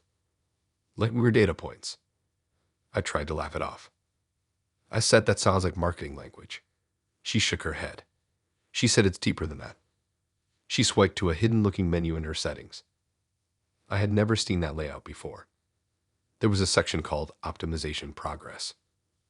Under it, a percentage bar. 97%. I asked what that meant. She looked at me and said it means you're almost complete. Complete. I felt cold suddenly. I checked my own settings. I didn't have that section. At least not visibly. She reached over and gently took my phone from my hand. She tapped a few things quickly. Like she knew exactly where to go. A small pop-up appeared on my screen. Advanced pairing enabled. I stared at it. I'd never enabled that. She handed my phone back. Then she looked at me in that calm, steady way again. And she thanked me for cooperating. She said most guys resist. Most guys trigger replacement suggestions. But I had been consistent. Predictable. Stable. She said that's rare. My chest felt tight. I asked what happens to the replaced ones. She said they go back into rotation. She said the app doesn't like wasted data. I felt like I was talking to someone who wasn't describing a dating platform. Want a program. I checked her matches again. Those blurred out names. I tapped one. It wouldn't open. Just said archived. I asked if she still talks to them. She said not after stabilization. She said once someone reaches primary, the system stops pushing alternatives. She looked relieved. Like this was good news. I didn't feel relieved. I felt like I had walked into something without realizing. I tried to change the subject. Asked about the art exhibit again. She answered normally, like nothing strange had been said. But then my phone buzzed. A notification from the app. Optimization complete. My heart skipped. I opened it. A new badge appeared on my profile. Exclusive candidate. I didn't add that. I didn't click anything. I looked at her. She was smiling softly. She said, see. She said now it will stop suggesting replacements. She sounded grateful. Like I had done her a favor. I scrolled through my app. Under Discover that there were no new profiles. Just a blank screen with a message. Pairing locked. I felt dizzy. I refreshed it. Same message. I checked my email. There was a new message from the app. Congratulations. Your pairing has been optimized. Alternative suggestions suspended. I'd never agreed to that. I looked at her again. She was watching me carefully. Not excited. Not creepy smiling. Just content. Like a problem had been solved. I asked what if I don't want that? Her expression changed slightly. Not angry. Just confused. She said, why wouldn't you? She said this is the goal. To stop being replaceable. The word hit hard. Replaceable. I thought about how many profiles I've swiped past. How many matches faded out. How easy it is to disappear in that app. She said the system finally recognizes us as stable. She said now it won't interfere. Interfere. I asked how it interferes. She hesitated for a second, then said with subtle prompts. Suggestions. New matches at vulnerable moments. Like after small arguments. I felt my stomach twist. I remembered that random notification last week suggesting someone new right after we had a tiny disagreement about plans. I brushed it off at the time. She said those are replacement triggers. She said if one person hesitates, the system prepares alternatives. My mind was racing. She leaned closer slightly. She said, but you didn't hesitate. She said he responded correctly. Correctly. Like there was a right answer. I realized something then. The way she sometimes paused before replying to my messages. Like she was waiting to see if I would react in a certain way. Testing something. I opened my profile settings again. There was a new section now. Retention metrics. It showed things like response time, consistency score, emotional variance. I felt sick. I never signed up for this. She placed her hand gently on mine. She said it's okay. She said now we don't have to compete anymore. Compete with who? She said with the algorithm. I pulled my hand back slowly. The parking garage suddenly felt too quiet. Too enclosed. I said I think I need to go. Her smile faded slightly. Not angry. Just disappointed. She said you don't want to trigger a reassessment. My heart started pounding. I asked what that meant. She said if you pull away too abruptly, the system flags instability. Instability increases replacement probability. I felt like I couldn't breathe. This wasn't normal. This wasn't just some premium feature. This felt like something else. I unlocked my phone and tried to delete the app. It wouldn't let me. Error. Pairing in progress. I tried again. Same message. She watched calmly. She said it's okay. She said once we hit 100%, it won't need backups anymore. Backups. Like human copies waiting in line. My phone buzzed again. 99%. I looked at her. She looked relieved. Like we were about to graduate. I didn't wait for 100. I started the car and pulled out of the parking spot without another word. She didn't try to stop me. She just watched. As I drove up the ramp, my phone buzzed one last time. Pairing finalized. When I got home, the app icon was gone. Completely gone. I opened the App Store to reinstall it. It said unavailable for your account. And in my email, there was one last message. Thank you for cooperating.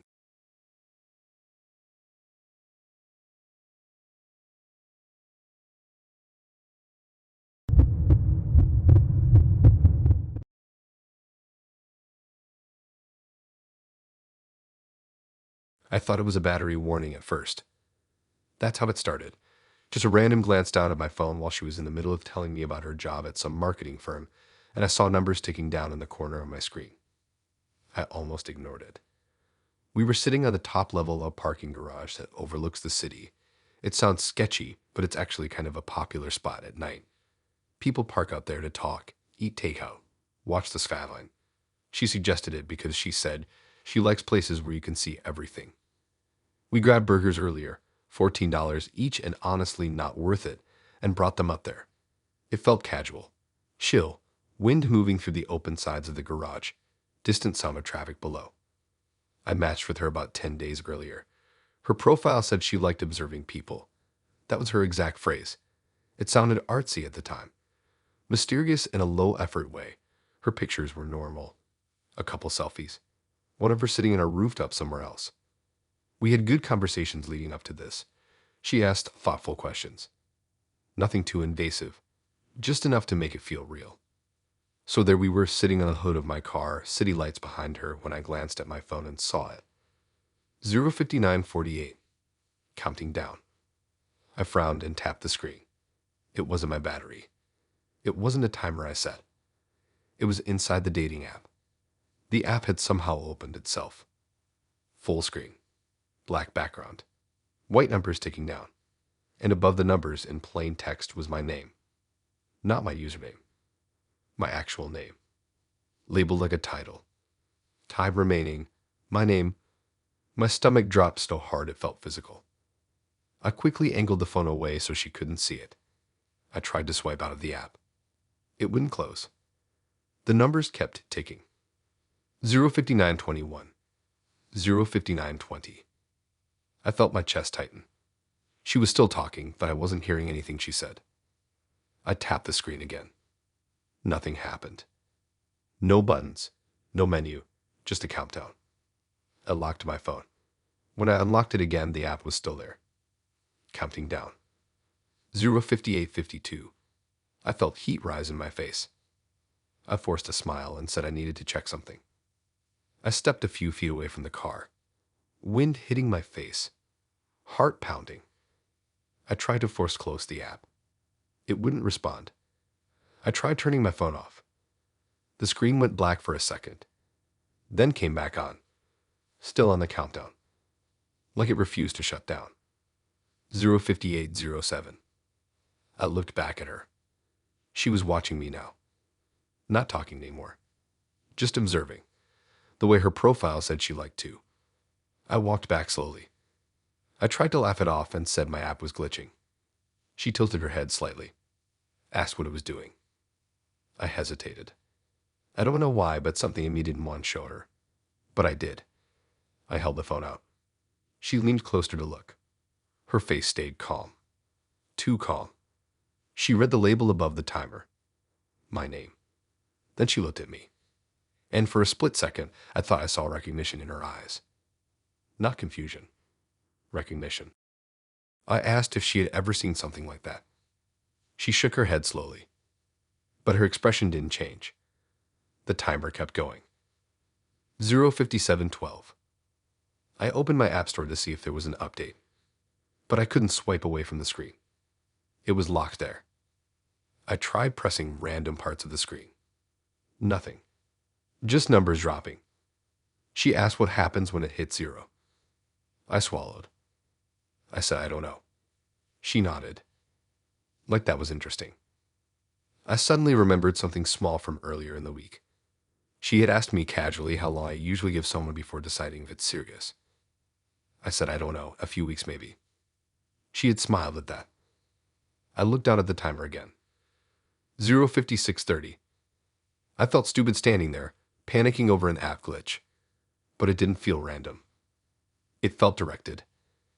Like it was measuring something. I tried putting my phone on airplane mode. No change. I tried calling my friend. The call screen flickered for half a second. Then went back to the timer. She stepped closer to me. Close enough that I could feel her presence beside me. She asked if my name is spelled exactly like that on my profile. I nodded. She said it's precise. That word again. Precise.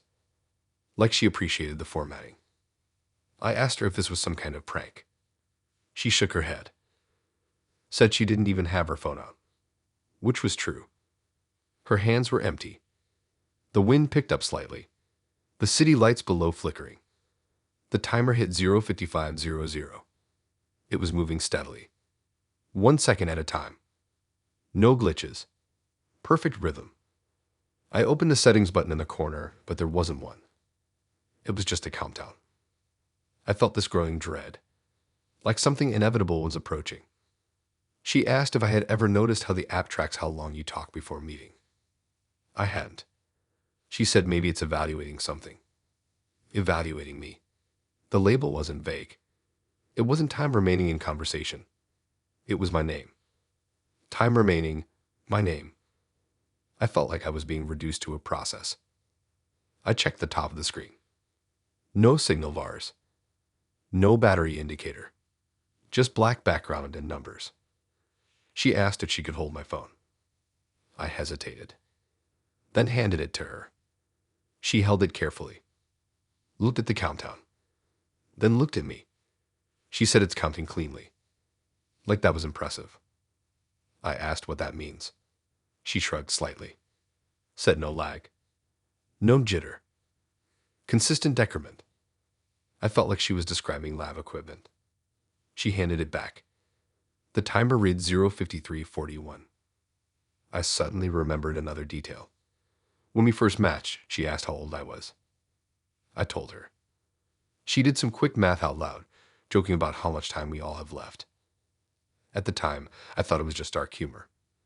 Now it didn't feel funny. I told her I think I'm going to leave. She didn't argue. She just watched.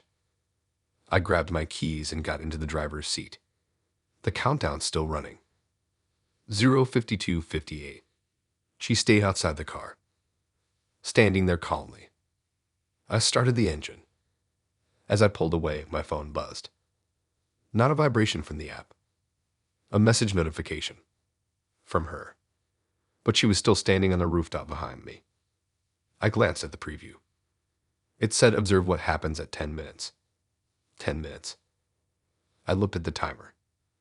0:52:10. I did the math in my head. If it started at an hour, if she meant 10 minutes from now, that would be when it hits 0:42:10. I drove faster than I should have. Heart pounding. I couldn't look away from the numbers. 0:49:30. 0:47:12. When it hit 0:42:10, the screen flickered. Just once. Then the label above my name changed. Time remaining, candidate.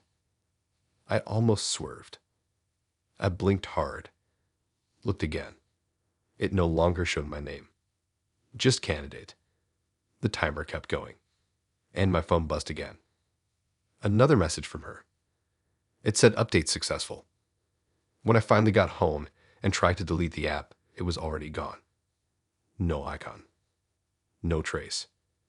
But in my contacts, my own name had changed. It now read candidate.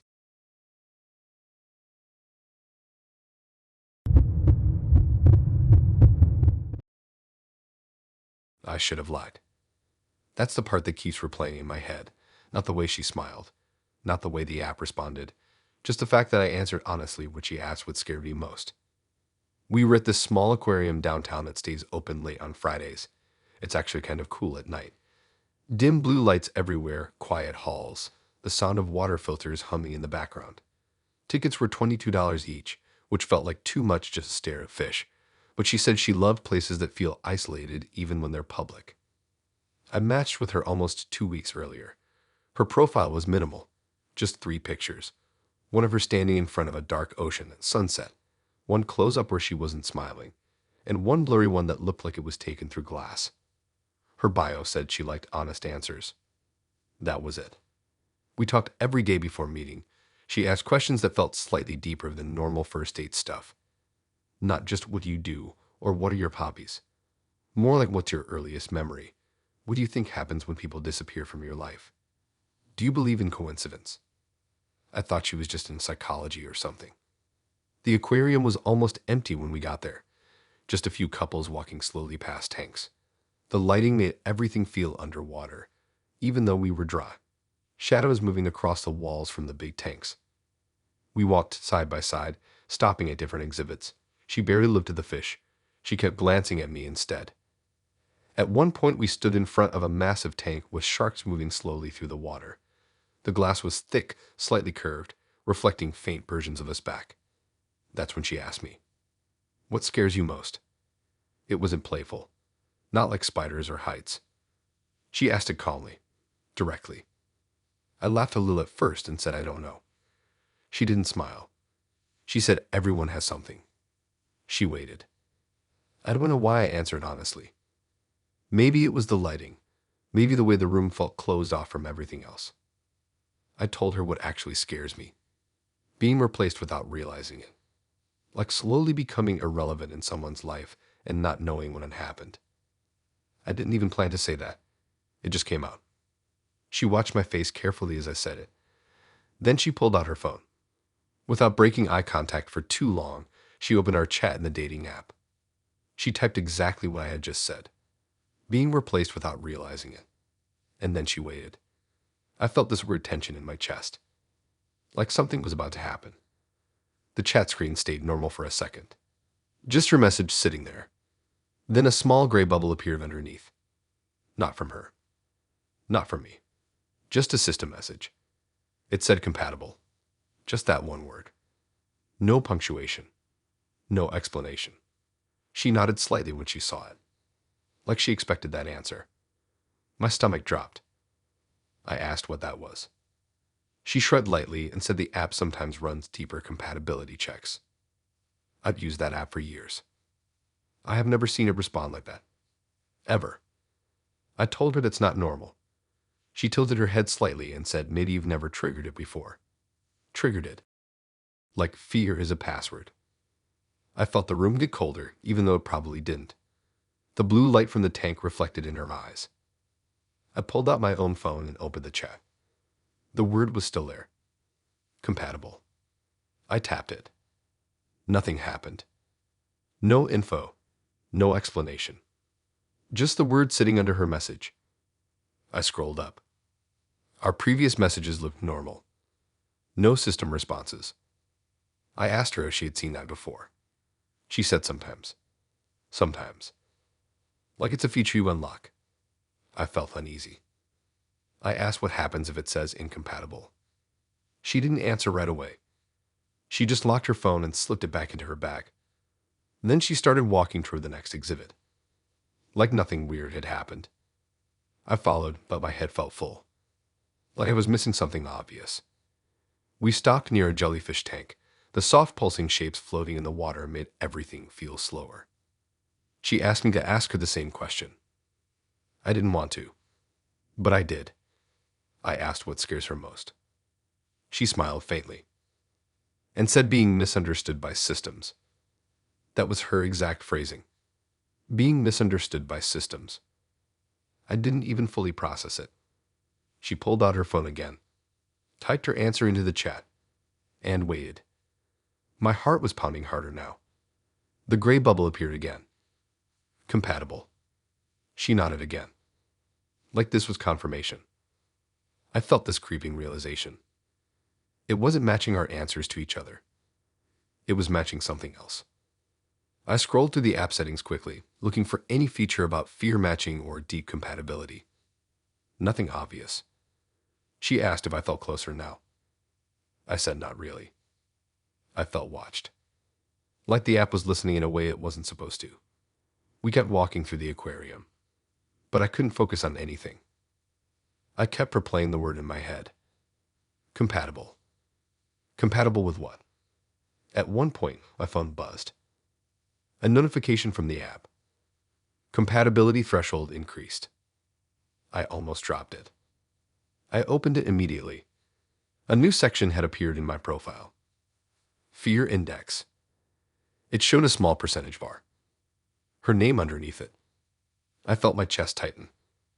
I had never filled out anything labeled fear. I had never agreed to that. She asked what it said. I hesitated, then showed her. She studied the screen carefully, like she was analyzing data. She said that's higher than most. Higher than most. I asked what happens when it's high. She said it means alignment. Alignment of what? She didn't answer directly. Instead, she suggested we sit for a minute in the dark hallway between exhibits. There were benches there. Dim lights. Almost no one else around. We sat. My phone buzzed again. Fear index updated. The percentage had gone up. I hadn't typed anything new. I looked at her. She was watching me again. Not smiling. Just focused. I realized something then. Every time my heart rate spiked, every time my breathing changed, my phone was in my hand. Tracking. Measuring. She asked if I was uncomfortable.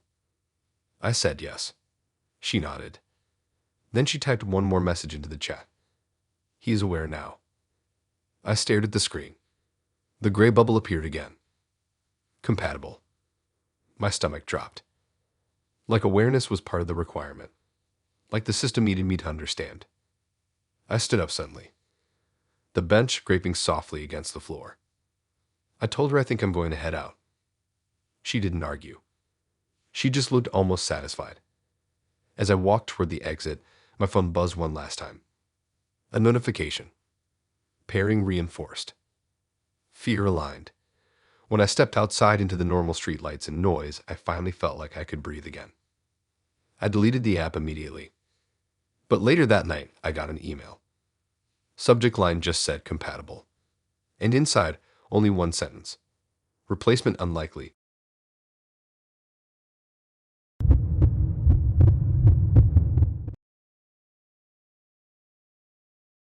My phone buzzed while he was mid-sentence. That's the part that made my brain stall out. He was literally talking, looking right at me, hands moving as he explained something about his job, and my phone lit up on the table between us. I almost ignored it.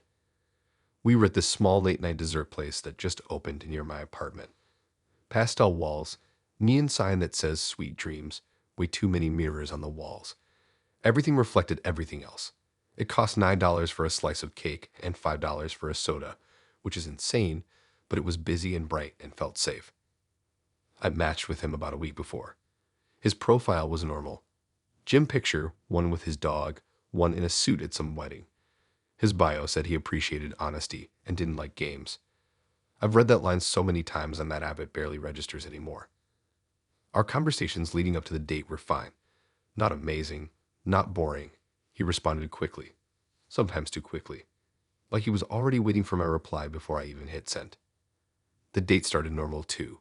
He complimented my outfit, asked about my day, laughed at a joke about how every dessert place tries to look Instagram ready.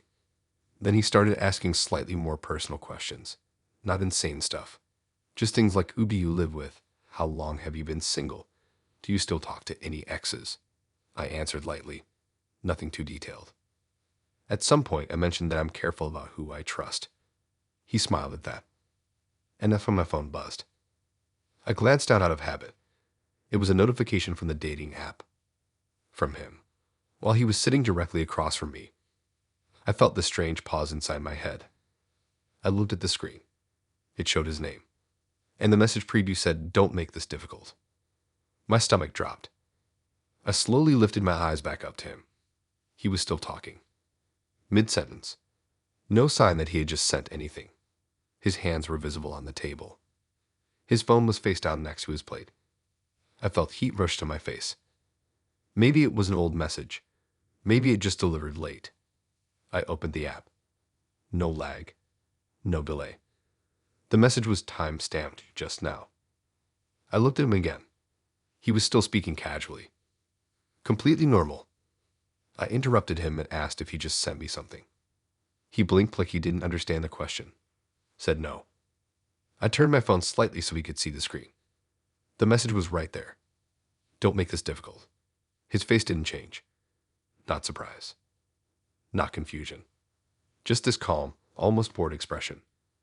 He glanced at his own phone but didn't pick it up. Said maybe the app glitched. My heart was pounding harder now. I checked his hands again. They were empty. No twitching. No reaching. I scrolled up at the chat. Our previous messages were normal. Jokes. Plans for tonight. Then that one line. Short. Direct. I asked him why he would send that. He said he didn't. He leaned back slightly in his chair, like he was trying to look relaxed. My phone buzzed again. Another message. Still from him. You're overthinking. I swear I felt the room tilt. He hadn't moved. His phone was still face down. I could see both of his hands clearly resting on the edge of the table. I asked him to flip his phone over. He hesitated for half a second. Then did it. The screen was dark. No notifications. No open app. I watched him unlock it. His home screen looked normal. He opened the dating app. Our chat was open. But on his screen, the last message was something harmless from earlier. Not the 2 lines I was staring at. My chest felt tight. I showed him my screen again. He frowned slightly, like he was studying it. Then he looked up at me and said maybe someone else has access to your account. That felt like deflection. My hands were shaking a little now. The dessert place felt smaller somehow. The mirrors on the walls reflecting us from weird angles. I suddenly wondered how many of those reflections were slightly off. My phone buzzed again. Another message. Look at me. My heart skipped. I slowly lifted my eyes from the screen to his face. He was already looking at me. Intensely. Not smiling. Not blinking much. I felt a chill crawl up my back. I asked him to send a message right now in front of me, just to test it. He nodded slowly, picked up his phone, typed something. A second later, my phone buzzed. The message appeared. This one was normal. Something like C. I exhaled slightly. But then another message popped up right under it. Stop resisting. He hadn't typed that one. I was watching his thumbs. He froze. Just for a split second. Then looked at me again. This time there was something different in his expression. Less confusion. More control. I asked him if he was messing with me. He leaned forward slightly. Lowered his voice. Said he wasn't. My phone buzzed again. It's easier when you cooperate. I felt exposed. Like the app wasn't just a chat window anymore. It felt like something watching both of us. I checked the top of the chat. It still showed only him and me. No third participant. But the tone of the messages didn't match how he had been texting all week. They were shorter. More direct. I looked at the timestamp. Every one of the strange messages was marked as sent from his account. Not system messages. Not glitches. From him. I asked him to log out of the app. He did. I watched him. He logged out. Closed the app. Put his phone face down again. My phone buzzed. He can't log out of this. My heart started racing so hard it felt painful. I stood up from the table. He looked annoyed now. Actually annoyed. Like I was disrupting something. I said I'm leaving. He reached out slightly, not grabbing me, but blocking my path just enough. His voice stayed calm. Too calm. Said we're in public. Like that made it better. My phone buzzed again. Don't make this difficult. The same line as before. I felt like the walls were closing in. All the mirrors reflecting the scene from different angles. I imagined every reflection showing something slightly different. I stepped around him and walked toward the exit. He didn't chase me. He just stayed there, watching, My phone buzzed one last time as I reached the door. Face-to-face is inefficient. When I turned around for a split second, he was looking down at his phone. Finally. And he was smiling.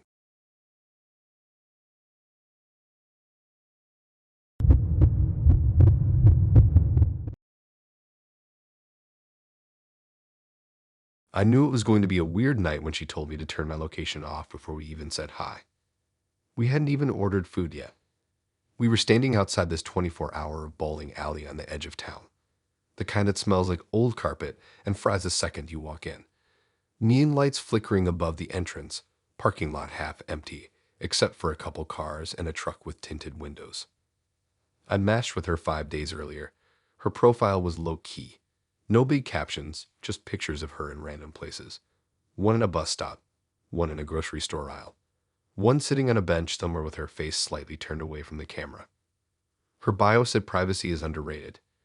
We talked a lot before meeting. She seemed smart, observant. She would randomly mention small things about my pictures, like how the shadow in one of them suggested it was taken in the morning, not evening like I said. I thought she was just detail-oriented. So when she told me before the day that she prefers people not share their live location with anyone, I didn't think too much of it. She said it casually over chat, something about people relying too much on tracking. I actually do share my location with my sister sometimes, just for safety. So when we met in the parking lot, and she asked if I had it on, I told her yeah, sometimes. She didn't smile. She just said turn it off. Like it was obvious. I laughed a little and asked why. She said because she likes clean signals. I didn't understand what that meant, but I opened my phone anyway and went into my settings. I turned off location sharing with my sister. I even showed her the screen. She watched closely, not in a playful way, in a focused way. Then she nodded, said good. We went inside. The bowling alley was mostly empty. A couple teenagers at the far lanes, one older guy sitting alone near the snack bar. Dim lighting, colored lights spinning slowly over the lanes. We got a lane in the corner. It cost $25 for an hour. We started playing. For the first few frames, it felt normal. She laughed when I threw a better ball, teased me lightly. But every few minutes, she'd glance at her phone. Not texting, just looking. After about 15 minutes, she said something weird. She said, "You're about 3 feet to my left right now." I laughed because that was obvious. We were standing next to each other at the lane. But then she added that I was leaning slightly forward. I hadn't realized I was. I straightened up without thinking. She smiled faintly. Then she said, "You just shifted your weight back." I stared at her. She wasn't looking directly at me. She was looking at her phone. I asked what she meant. She shrugged and said she was just noticing. I told her I turned my location off. She nodded, said I know. That's when I felt a small knot form in my stomach. We kept bowling, but I became hyper aware of my movements. Every step, every shift. After a while, I decided to test something. While she was setting up her bowl, I stepped back slowly. 2 steps, then 3. She didn't look up, but she said you moved further away. My chest tightened. I asked how she knew that. She held up her phone slightly. Just enough for me to see a dark screen with some kind of map in her face. But it wasn't a normal map. There were no streets. Just a dot. And another dot. Very close together. I felt cold. I told her I turned everything off. She nodded. Said that's why it's cleaner now. Cleaner. Like before it was noisy. I grabbed my phone and opened every setting I could think of. Location services off. Bluetooth off. Wi-Fi off. Everything. I even turned on airplane mode for a second. She watched calmly. I asked her what app she was using. She didn't answer directly. She said it's not about the app. It's about proximity. I told her that makes no sense. She tilted her head slightly and said devices talk even when people don't realize it. I tried to laugh it off. Said that sounds like a conspiracy theory. She didn't laugh. She looked back at her screen and said, "You're about to step forward again." I froze. I hadn't planned to move, but that I felt myself shift slightly without meaning to. And I had stepped forward. My heart started pounding. I asked her to show me her screen. She hesitated, just slightly, then turned it toward me. The interface was strange.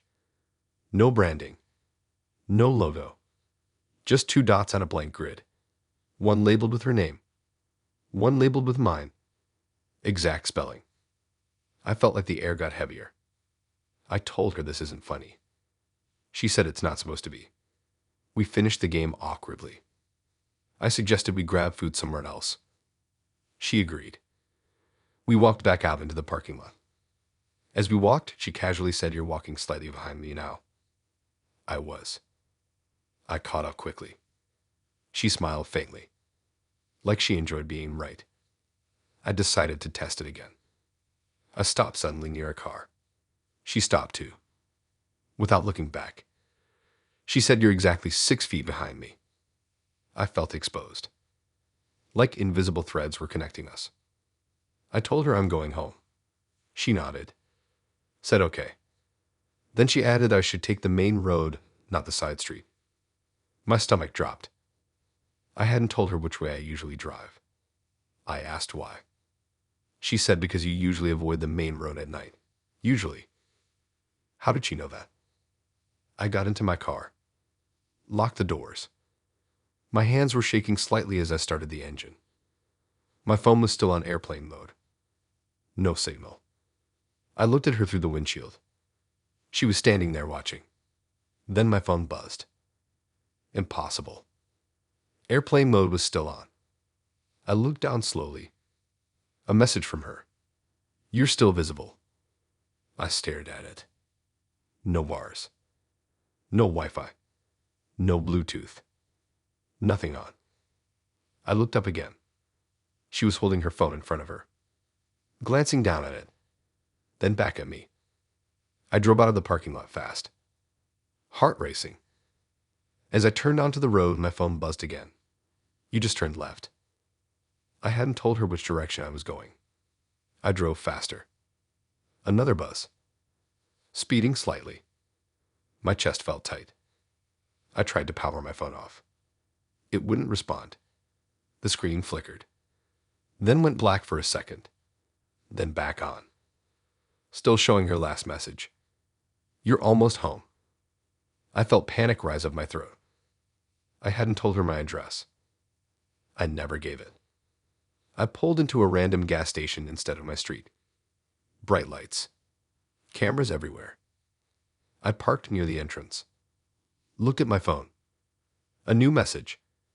"Detour detected." I felt like I was losing my mind. I looked around the gas station parking lot. No sign of her car. No one watching that I could see. My phone buzzed one last time. You're safer when you don't try to hide.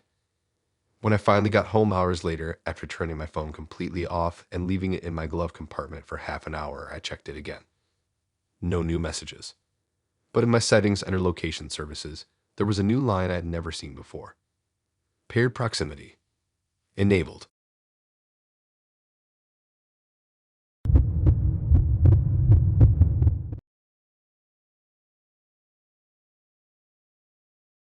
I knew something was off before he even said it.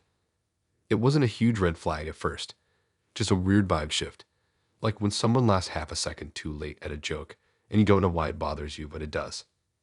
We were at this small underground bar downtown, the kind that's below street level, no windows, low ceiling, dim orange lights that make everyone look slightly different than they probably do in daylight. It wasn't crowded, but it wasn't empty either. Music low enough to talk over. Exposed brick walls. $7 for a drink that tasted mostly like ice. I matched with him about 3 weeks before. Longer than most of my matches last. We talked a lot. Daily. Good morning texts, random voice notes. He was consistent, which felt nice. Steady. He never disappeared for hours without explanation. His profile had this calm, almost reassuring tone. Said he was looking for something real. Tired of games. Wanted something serious. We'd already gone on 2 dates before this one. Both normal. Coffee, a walk by the river. Nothing weird. So when he suggested this bar, I didn't think twice. We walked in together. He put his hand lightly on my lower back as we approached the counter. Not aggressively. Just enough to guide me forward. The bartender looked up. He smiled and said something to him that I didn't fully catch over the music. Then I heard it clearly. He introduced me as his girlfriend. My stomach dropped. I froze for half a second. I expected him to laugh right after, to say he was joking. He didn't. The bartender smiled politely and nodded, said something about a first round on the house for a new couple. I looked at him, waiting for him to correct it, to say we just met, to say first few dates. Anything. He didn't. He just smiled and squeezed my waist lightly, like this was normal, like this was agreed upon. I forced a small laugh and said we're not actually, but he interrupted smoothly, said we've been seeing each other for a while. The bartender nodded again. No big reaction. To him, we were just another pair. I felt this weird mix of embarrassment and unease. It was only our third date. We hadn't talked about exclusivity, hadn't defined anything, and he just decided. We took our drinks to a small table in the corner. I immediately brought it up, told him that was weird. He shrugged, said it was easier. Easier. I asked easier for who? He said for everyone. He leaned back in his chair, relaxed, like he didn't see the issue. I told him it made me uncomfortable. He looked at me steadily, said why. The way he asked felt less curious and more like a challenge. I explained that it felt fast. Too fast. He smiled faintly. Said labels are just words. I tried to laugh it off. But something about how calmly he brushed it aside bothered me. We kept talking, but I couldn't focus. Every time the bartender walked by, I felt this weird awareness. Like he thought he knew something about me that wasn't true. After a while, 2 of his friends showed up. I didn't even know they were coming. He stood up to greet them. And again, without hesitation, he introduced me as his girlfriend. No pause. No hesitation. Just stated it like fact. I felt heat rush to my face. One of his friends smiled and said something about finally meeting me. Finally. Like I had existed in their conversations before tonight. I glanced at him. He looked proud. Like he was presenting something he'd already claimed. I tried to correct it again. Lightly. Said we just started hanging out. He cut in smoothly. Said don't downplay it. Don't downplay it. My chest felt tight. The rest of the night blurred slightly. His friends talked about random stuff. Inside jokes I didn't understand. At one point, one of them asked how long we'd been together. He answered immediately. 3 weeks. Exactly the amount of time since we matched. Like that was the starting point. Like the app match was a contract. I felt trapped in a version of reality I hadn't agreed to. Every time I tried to hint that it wasn't official, he would gently redirect the conversation. Smooth. Subtle. Like he was editing me in real time. At some point, I went to the bathroom just to breathe. The mirror over the sink reflected that orange light, making everything look warmer than it felt. I stared at myself and tried to figure out if I was overreacting. Maybe he just moves fast. Maybe he's just confident. But something deeper felt wrong. Like he had skipped steps. I checked my phone. A notification from the dating app. I hadn't opened it in days. Curious, I tapped it. At the top of my profile, there was a new badge. Relationship status. Taken. I swear my heart stopped for a second. I never changed that. I never even used that feature. I opened the settings. Under account preferences, exclusivity mode was enabled. I didn't enable that. I scrolled further. It showed one connected partner. His name. With a small green check mark next to it. Like something had been finalized. I felt cold. I went back up to the table. He was laughing at something one of his friends said. Completely at ease. I sat down slowly. He glanced at me and smiled. Asked if I was okay. I told him my app says I'm taken. He didn't look surprised. He said yeah. Like it was obvious. I asked how. He shrugged. Said when 2 people spend enough time together, the app recognizes it. Recognizes it. Like we were data points again. I told him I didn't agree with that. He leaned closer. Voice calm. Said you didn't disagree either. I felt like the air was getting thinner. His friends eventually left. The bartender waved goodbye to us as we stood up. He said goodnight to you both. Both. I forced a tight smile. Outside, the air felt cooler. Cleaner. He walked me toward my car. Hand on my back again. This time it felt heavier. I stopped walking and told him we need to slow down. That this is too much too fast. His expression shifted slightly. Not angry. Just firm. He said it's already done. I asked what that meant.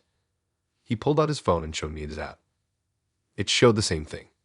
Connected partner. My name. Green check mark. He said it won't suggest anyone else now. Like that was a gift.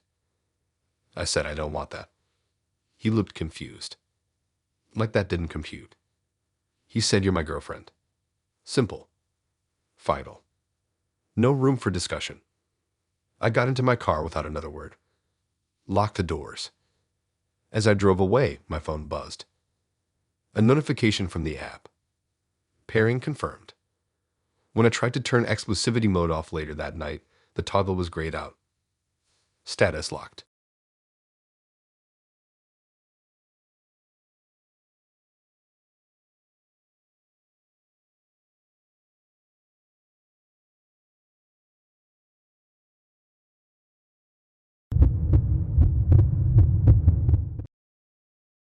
I didn't even get to finish my sentence. That's what keeps bothering me. Not what she said after. Not the look on her face. Just the fact that I was mid-thought, mid-word, and my phone buzzed like it was correcting me. We were sitting in this quiet rooftop greenhouse bar above a hotel downtown. Glass walls, plants hanging from the ceiling, soft music playing low enough that you could hear the city traffic far below. It cost $16 for a drink, which I only found out after I'd already ordered two, but it felt worth it at first. I matched with her about a week before. Her profile was sharp. Confident pictures, direct bio. She wrote that she hated curated versions of people, wanted raw honesty. We talked a lot before meeting. She'd ask pointed questions, then follow up in ways that made me feel like she was actually listening. Not just waiting for her turn to talk. The date started fine. She looked exactly like her pictures. Strong eye contact. Steady voice. She didn't fidget. Didn't check her phone constantly like most people do. We were about an hour in when we got into a slightly deeper conversation. Nothing dramatic. Just talking about past relationships. I was explaining how sometimes people hide parts of themselves at first because they're scared of messing things up. I was literally mid-sentence. I said something like sometimes you just don't want to ruin the good version of yourself too early, and my phone buzzed on the table. I glanced down automatically. The dating app notification said you are no longer matched with this user. My brain froze for a second. I looked up at her. She was already holding her phone in her hand, watching me. Not smiling, just waiting. I opened the app quickly. Our entire chat was gone. No profile. No history. Like she had never existed in my matches. I looked at her again. She nodded once and said, "Good. Now we can be honest." My stomach dropped. I asked what she meant. She leaned back slightly in her chair, relaxed. Like something had just been removed. She said the app filters things. She said people perform differently when they know they're still connected. I told her that made no sense. We were literally sitting face to face. She shrugged. Said there's always a record when you're matched. A trace. A soft leash. That phrase stuck with me. Soft leash. She picked up her drink calmly. Took a slow sip. I felt exposed in a way I couldn't explain. Because she was right about one thing. When you're matched, there's a log. Messages saved. Timestamps. Proof you interacted. Now there was none. I checked my phone again, half hoping it was a glitch. But it wasn't. She was gone from the app completely. I asked why she would do that mid-date. She said because now nothing is archived. Nothing can be misinterpreted later. I told her I wasn't planning on misinterpreting anything. She smiled faintly. Said that's what everyone says. The wind brushed lightly against the glass walls around us. The city lights reflecting in the windows. It suddenly felt more enclosed and open. I asked her if she was planning to say something that needed to be off record. She didn't answer right away. Instead, she asked me to put my phone face down. I hesitated, then did it. She placed her phone face down too, like we were symbolically removing something. She leaned forward slightly, said, "Now we can talk without the algorithm listening." I almost laughed, but she wasn't joking. Her eyes were steady, focused. She asked me if I ever edit myself when texting. Of course I do. Everyone does. She nodded, said, "That's because you know there's a history, a chain of evidence." She said, "When you unmatch, you erase the chain." I felt uneasy, because she was describing it like something strategic, like she had planned the exact moment. I asked if she does this often. She said sometimes, when it feels necessary. Necessary for what? She didn't answer that directly. Instead, she asked me something that caught me off guard. She asked, "What's the worst thing you've ever thought about someone you were dating?" Not done. Thought. I hesitated. She watched closely. No blinking. I felt like I was being measured. I gave a safe answer. Something vague about losing interest quietly. She shook her head slightly. Said, "It's curated." I felt heat in my face. She said, "You're still performing, even without the app." She leaned back again and said, "You're afraid of being judged." I asked if she wasn't. She smiled faintly. Said, "Not anymore." I asked what changed. She said, "When you remove the record, you remove the threat." The way she said threat made my chest tighten. I glanced around the rooftop. A couple at another table laughing softly. A waiter walking past with a tray. Everything looked normal, but it didn't feel normal. She asked me if I've ever lied on the app. I said small things, like rounding my height up half an inch. She smiled slightly. Said, "That's harmless." Then she asked if I've ever hidden something bigger. My throat felt dry. I asked why this mattered. She said, "Because when you're unmatched, there's no consequence. No report button. No shared chat to screenshot. Just words in air." I realized then that this wasn't about honesty. It was about control. I asked her what she was hiding. She didn't look offended. She looked almost impressed. Then she said, "I wanted to see how you react when the safety net disappeared." Safety net. That's what the app was to her. A net. I felt like she had cut it intentionally. Mid-sentence, to see if I would fall differently. I asked what she expected. She said panic. Defensiveness. Maybe anger. I asked what she got. She studied my face. Said curiosity. That didn't feel reassuring. My phone buzzed suddenly. I flinched, even though it was face down. I picked it up slowly. It wasn't from the dating app. It was a message from an unknown number. Just one line. "Now we're not traceable." My heart started pounding hard. I looked up at her. She hadn't touched her phone. It was still face down. I showed her the message. She didn't look surprised, just thoughtful. I asked if that was her. She said, "I don't need the app to talk to you." My stomach dropped. I asked how she got my number. She said, "You shared more than you think." I don't remember giving it. I don't remember typing it. But maybe it was in my bio once. Maybe in a screenshot. My thoughts were racing. She stood up slowly. Said we should go somewhere quieter.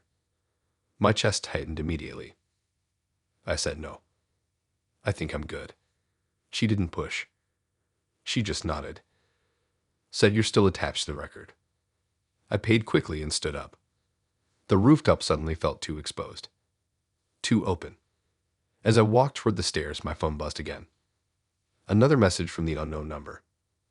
"Next time, unmatch first." I turned around. She was still at the table, watching me leave. Calm.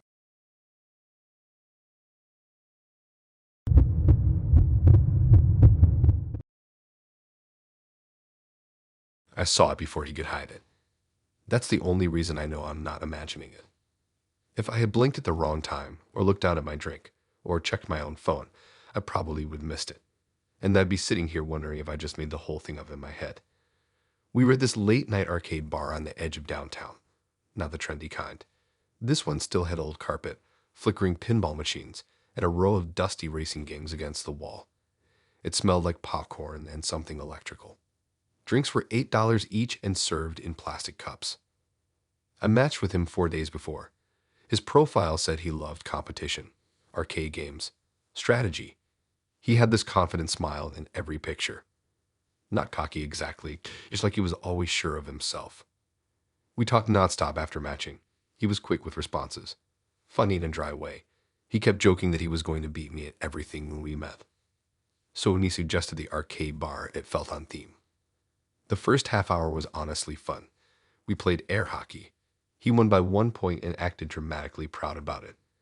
We tried a shooting game where you sit in a booth and aim plastic guns at a screen. He was really good at that one. I remember thinking it was kind of attractive how focused he got.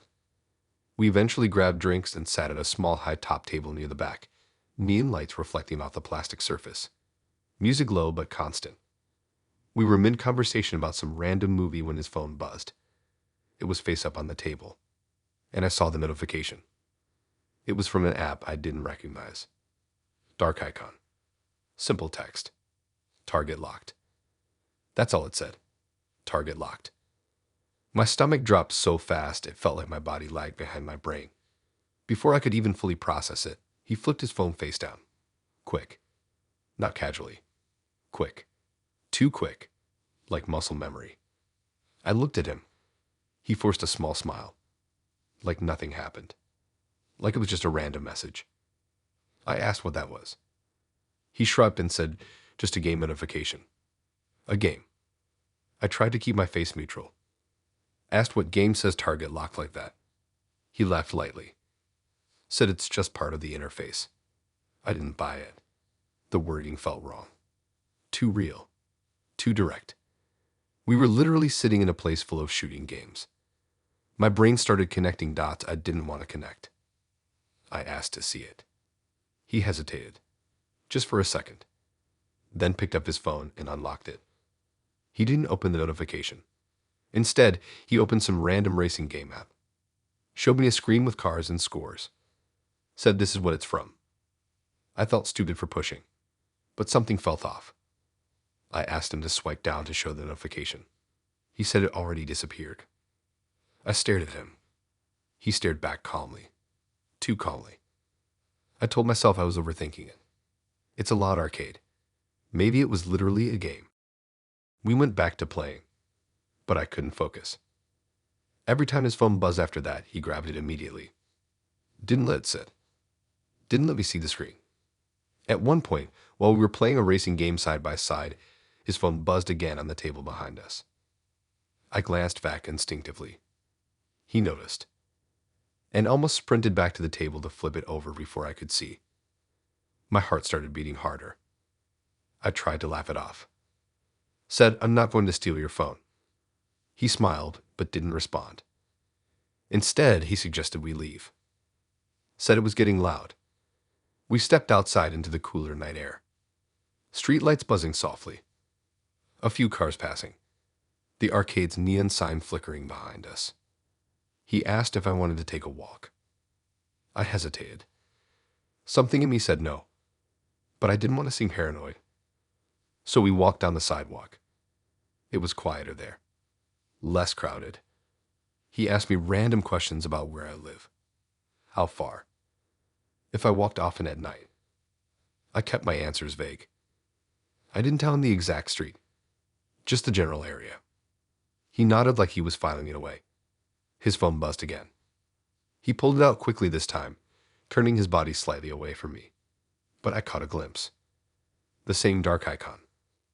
I didn't see the full text. Just the top line. Tracking active. My chest felt tight. I stopped walking.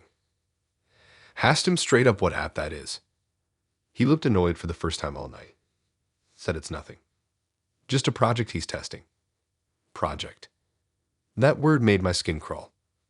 I asked what kind of project. He shrugged. Said behavioral mapping. My stomach dropped. I told him that's not funny. He said he wasn't joking. I asked if it's tracking me. He laughed lightly. Said you agreed to meet me. Like that answered the question. We were standing under a streetlight now. Light casting shadows across his face. His expression wasn't playful anymore. It was focused. Measured. He said you know how dating apps are. Always optimizing. Always analyzing. I felt cold. I remembered his profile saying he loved strategy. Loved competition. I asked what target locked means. He looked at me for a long second. Then said it just means selection confirmed. Selection confirmed. Like I was an item in a cart. I took a step back without meaning to. He noticed. And for a split second, his eyes flicked down to his phone. Almost automatically. Like checking data. I realized something then. The shooting game inside the arcade. How focused he was. How he barely blinked. How he talked about lining things up perfectly. I told him I think I'm going to head home. He didn't argue. Just nodded slowly. Said okay. His tone calm again. Too calm. As I turned to walk away, my phone buzzed. I froze. I hadn't given him my number yet. We were still talking only through the app. I looked down slowly. It was a notification from the dating app. You have been added to a list. My heart started pounding. I opened it.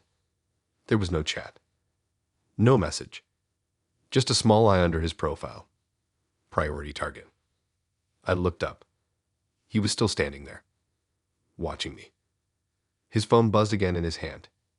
He glanced at it, and this time didn't bother hiding the screen. I saw the same words again. Target locked.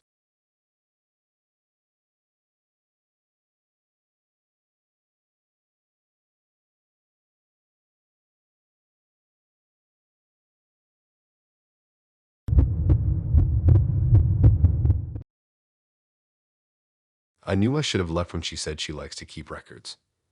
Not in a cute scrapbook way, not in a journaling way, the way she said it felt organized, controlled, like she was managing something. We were at this quiet tea house tucked behind the strip mall. No sign out front except a small wooden board with faded lettering. Inside it was calm and dim, soft instrumental music playing, shelves lined with glass jars of loose-leaf tea. It cost $11 for a pot, and they served it with tiny porcelain cups that made everything feel delicate. I matched with her about 2 weeks before. Her profile was minimal but specific. She wrote that she values patterns, that she believes you can learn everything about someone within the first few conversations if you're paying attention. We talked every night before meeting. Long messages. Detailed. She referenced small things I forgot I mentioned, like the brand of cereal I eat or the exact time I usually finish work. I thought it was impressive. That night, she was exactly how she seemed in chat. Calm, steady voice, direct eye contact. She didn't scroll on her phone or get distracted. We talked about random stuff at first. Work, hobbies, music. Then she asked how many serious relationships I've had. I gave a rough number. She nodded slowly, then said she prefers clarity. I asked what that meant. She reached into her bag and pulled out a small tablet. Not a phone. A tablet. She unlocked it and opened a folder labeled matches. My stomach tightened immediately. She turned the screen slightly toward me. It was a list of names. First names only. Each one in a neat column. Next to each name was a date range and small notes. Short phrases like inconsistent, promising but volatile, risk of ghosting, poor emotional recall. I felt cold. I asked what that was. She said she tracks compatibility trends. Like it was normal. She scrolled down. There were at least 20 names. Some had small check marks. Some had red X marks next to them. I noticed a few had a line drawn straight through them. Completely crossed out. I asked what the crossed out ones meant. She looked at me calmly. Said finalized. Finalized how? She didn't answer that directly. Instead, she tapped on one of the names. A small profile summary popped up. Screenshots from chats. Photos of their profiles. Notes about their tone shifts. I felt like I was looking at someone's private research project. Except the subjects were people. Real people. I asked why she keeps all that. She said memory is unreliable. Data isn't. That line made my chest tighten. She scrolled further down the list, then stopped. Her finger hovered over one name. She looked at me, then back at the screen, and slowly drew a line through it with a stylus. A clean, straight line. Right as we were speaking. I felt my throat go dry. I asked what she was doing. She said updating status. I glanced at the name she crossed out. It wasn't mine. Not yet. I told her that's kind of intense. She shrugged lightly. Said dating is pattern recognition. She said most people don't treat it seriously enough. I tried to laugh it off. Said this feels like an audit. She smiled faintly. Said maybe it is. I asked what determines who gets crossed out. She tapped the screen lightly. Said inconsistency, emotional misalignment, unpredictability. I swallowed. Asked what unpredictability means. She looked at me carefully. Said deviation from initial projection. Initial projection. I felt like she had already projected something onto me. She scrolled back to the top of the list. My name was there. I didn't notice it at first, but then I saw it. Near the bottom, with a small yellow dot next to it. No check mark. No X. Just a dot. I felt my heart start beating faster. I asked what the dot means. She said pending. Pending. Like a job application. I asked how long someone stays pending. She said until sufficient data is gathered. My mind was racing. I thought about everything I had said so far. Every joke. Every story. Were those just data points? She tapped my name. A small page opened. It had notes. About me. Things I'd told her in chat, but organized. Categorized. Response latency average 3 minutes. Humor style dry with defensive undertones. Attachment style probable avoidant tendencies. I felt exposed in a way I can't fully describe. Like someone had dissected me quietly. I asked if she does this with everyone. She nodded. Said she doesn't believe in wasted time. She scrolled further down my profile page. There were blank sections. Labeled escalation potential. Conflict threshold. I felt sick. She looked at me and said, "Don't worry." That word didn't help. I asked what happens when someone gets crossed out. She leaned back slightly in her chair. Said sometimes they disappear. Sometimes they self-eliminate. Self-eliminate. The phrase hung in the air. I asked what that means. She said some people realize they're not a fit and pull away. Others become reactive and disqualify themselves. I thought about the name she crossed out earlier. I asked what that guy did. She said he failed consistency. I asked how. She didn't answer. She just locked the tablet and slid it back into her bag. Like the demonstration was over. The tea between us had gone cold. The small porcelain cups untouched for several minutes. I asked why she showed me that. She said transparency builds trust. I almost laughed, but I didn't. I felt like I was sitting in an interview. She asked if I find it unsettling. I said yes. She nodded slowly, like that was a useful response. Then she asked if I want to know where I stand. My chest tightened. I said sure. She pulled the tablet back out. Opened my page again. The yellow dot next to my name blinked slightly. She said you're still aligned. Aligned. Like a machine part. She tapped the screen lightly. And for a split second, her stylus hovered over my name. I held my breath without realizing it. She didn't cross it out. She just tapped once. The yellow dot changed to green. I exhaled slowly. She smiled faintly. Said progress. I didn't feel relief. I felt trapped. Because now I was aware of the system. Aware that one wrong move could turn that dot red. We finished the tea in near silence. As we stood up to leave, she glanced at her tablet one more time, then looked at me. and said don't regress. Like it was advice. Or a warning. When I got home later that night, I opened the dating app out of habit. Our chat was still there. Normal. But under her name, there was a small symbol I'd never seen before. A green circle. Solid. And when I tapped her profile, at the very bottom, there was a single line of text that hadn't been there before. Status. Retained.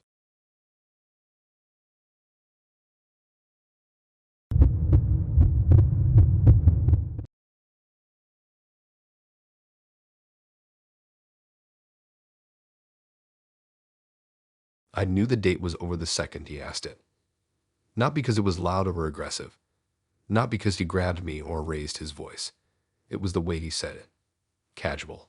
Almost bored, like he was asking about the weather.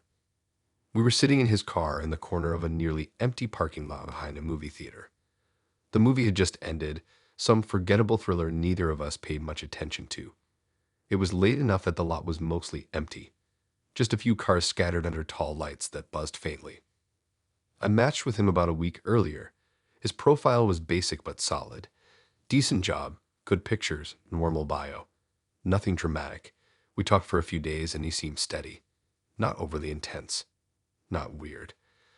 The first half of the night felt fine. We grabbed dinner before the movie, $18 for a burger that was way too greasy, and talked about random stuff. He asked about my family, my friends, whether I live alone or with someone. I told him I have a roommate. He nodded like he was storing that away. After the movie, he suggested sitting in his car for a few minutes before heading out. Said it was cold outside. I didn't think much of it. It's normal. People sit in cars and talk after dates. We were parked near the edge of the lot, the theater building behind us, a patch of dark trees beyond the lights. We talked about the movie at first, then the conversation drifted. He asked more questions about my roommate, how close we are, whether we share a room or have separate ones. I answered casually. Separate rooms, not super close, just friends from college. He nodded slowly. Then he asked if my roommate usually notices when I come home late. I laughed lightly and said not really, we're not that strict. He leaned back in his seat, looking out the windshield for a second. Then he asked it. Would anyone notice if you didn't come home tonight? Just like that. No smile. No joke tone. Just flat. I felt my body go cold. I tried to laugh it off. Said that's a weird question. He shrugged. Said he was just curious. Curious about what? He didn't answer right away. Just glanced at me briefly. Then back out the windshield. I said my roommate would probably notice eventually. He tilted his head slightly. Said eventually isn't the same as immediately. My heart started beating faster. The parking lot suddenly felt too quiet. I looked around. Most of the other cars had left. A few distant headlights pulling onto the road. I told him my sister tracks my location sometimes. That wasn't entirely true. We only shared occasionally. But I wanted to see his reaction. He smiled faintly. Asked if it was on right now. I said yes. It wasn't. He nodded slowly, like he was calculating something. I reached for the door handle subtly, just to remind myself I could leave. He noticed. Asked if I was uncomfortable. I said the question was weird. He shrugged again. Said people disappear all the time. Like it was a normal fact. I felt this tightness in my chest. I asked why he would even think like that. He said he likes to understand risk. Risk of what? He didn't answer directly. Instead, he asked if my phone battery was low. I glanced down. It was at 19%. He nodded again. Like that meant something. I suddenly remembered something small from earlier. During dinner, he asked if I usually tell someone where I'm going on dates. I said sometimes. He had smiled at that too. Back in the car, he shifted slightly in his seat. Turned his body more toward me. Not aggressively. Just closer. He asked if I trust him. My stomach dropped. I said I barely know you. He didn't look offended. Just thoughtful. Said that's true. Then he asked again, slower this time. If no one expected you back tonight, what would you do? I felt panic rise up. I told him I always expect myself back. That I have things to do tomorrow. He smiled faintly. Said tomorrow it's flexible. My heart was pounding so loud I could hear it. I unlocked my phone casually and opened a random map, pretending to check something. I actually turned on location sharing with my sister. Sent her a quick text. Movie just ended. I didn't explain why. He watched my hands.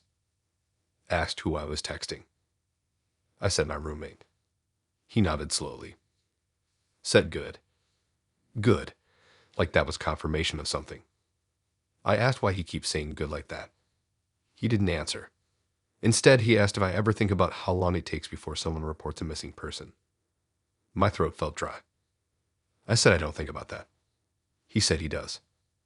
He said there's a window. A period where no one knows anything is wrong. My heart felt like it was trying to escape my chest. I reached for the door again. This time actually opening it slightly. Cold air rushed in. He didn't stop me. Just watched. Calm. Too calm. I stepped 1 foot out of the car. He asked if I was overreacting. I said maybe. But I'd rather be overreacting than wrong. He leaned back in his seat. Hands visible on the steering wheel. Said he was just testing how aware I am. Testing. That word made me angry. I asked testing for what? He smiled faintly. Said compatibility. My stomach turned. I stepped fully out of the car and shut the door. The parking lot lights buzzed above me. He rolled down the window slightly. Said you didn't answer the question. I said I don't need to. He nodded slowly, like he had just confirmed something. I walked toward my car parked a few rows away. I could feel his eyes on me. Every step. My phone buzzed in my hand. A text from my sister asking if everything was okay. I texted back yes. Got into my car quickly. Locked the doors. As I started the engine, I glanced in the rearview mirror. He was still sitting there. Watching. Not following. Not moving. Just watching. When I pulled out of the lot, my phone buzzed again. A message from him on the dating app. It said awareness level, adequate.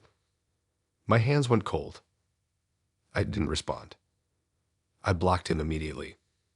But later that night, as I lay in bed staring at the ceiling, I couldn't stop replaying his question. Would anyone notice if you didn't come home tonight? And the worst part was realizing he hadn't sounded angry. Or unstable. Just curious.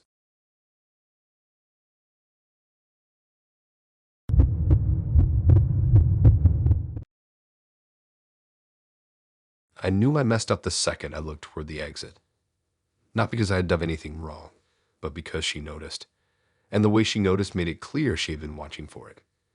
We were at this crowded late-night diner near the highway, the kind with sticky menus, bright fluorescent lights, and booths packed close together.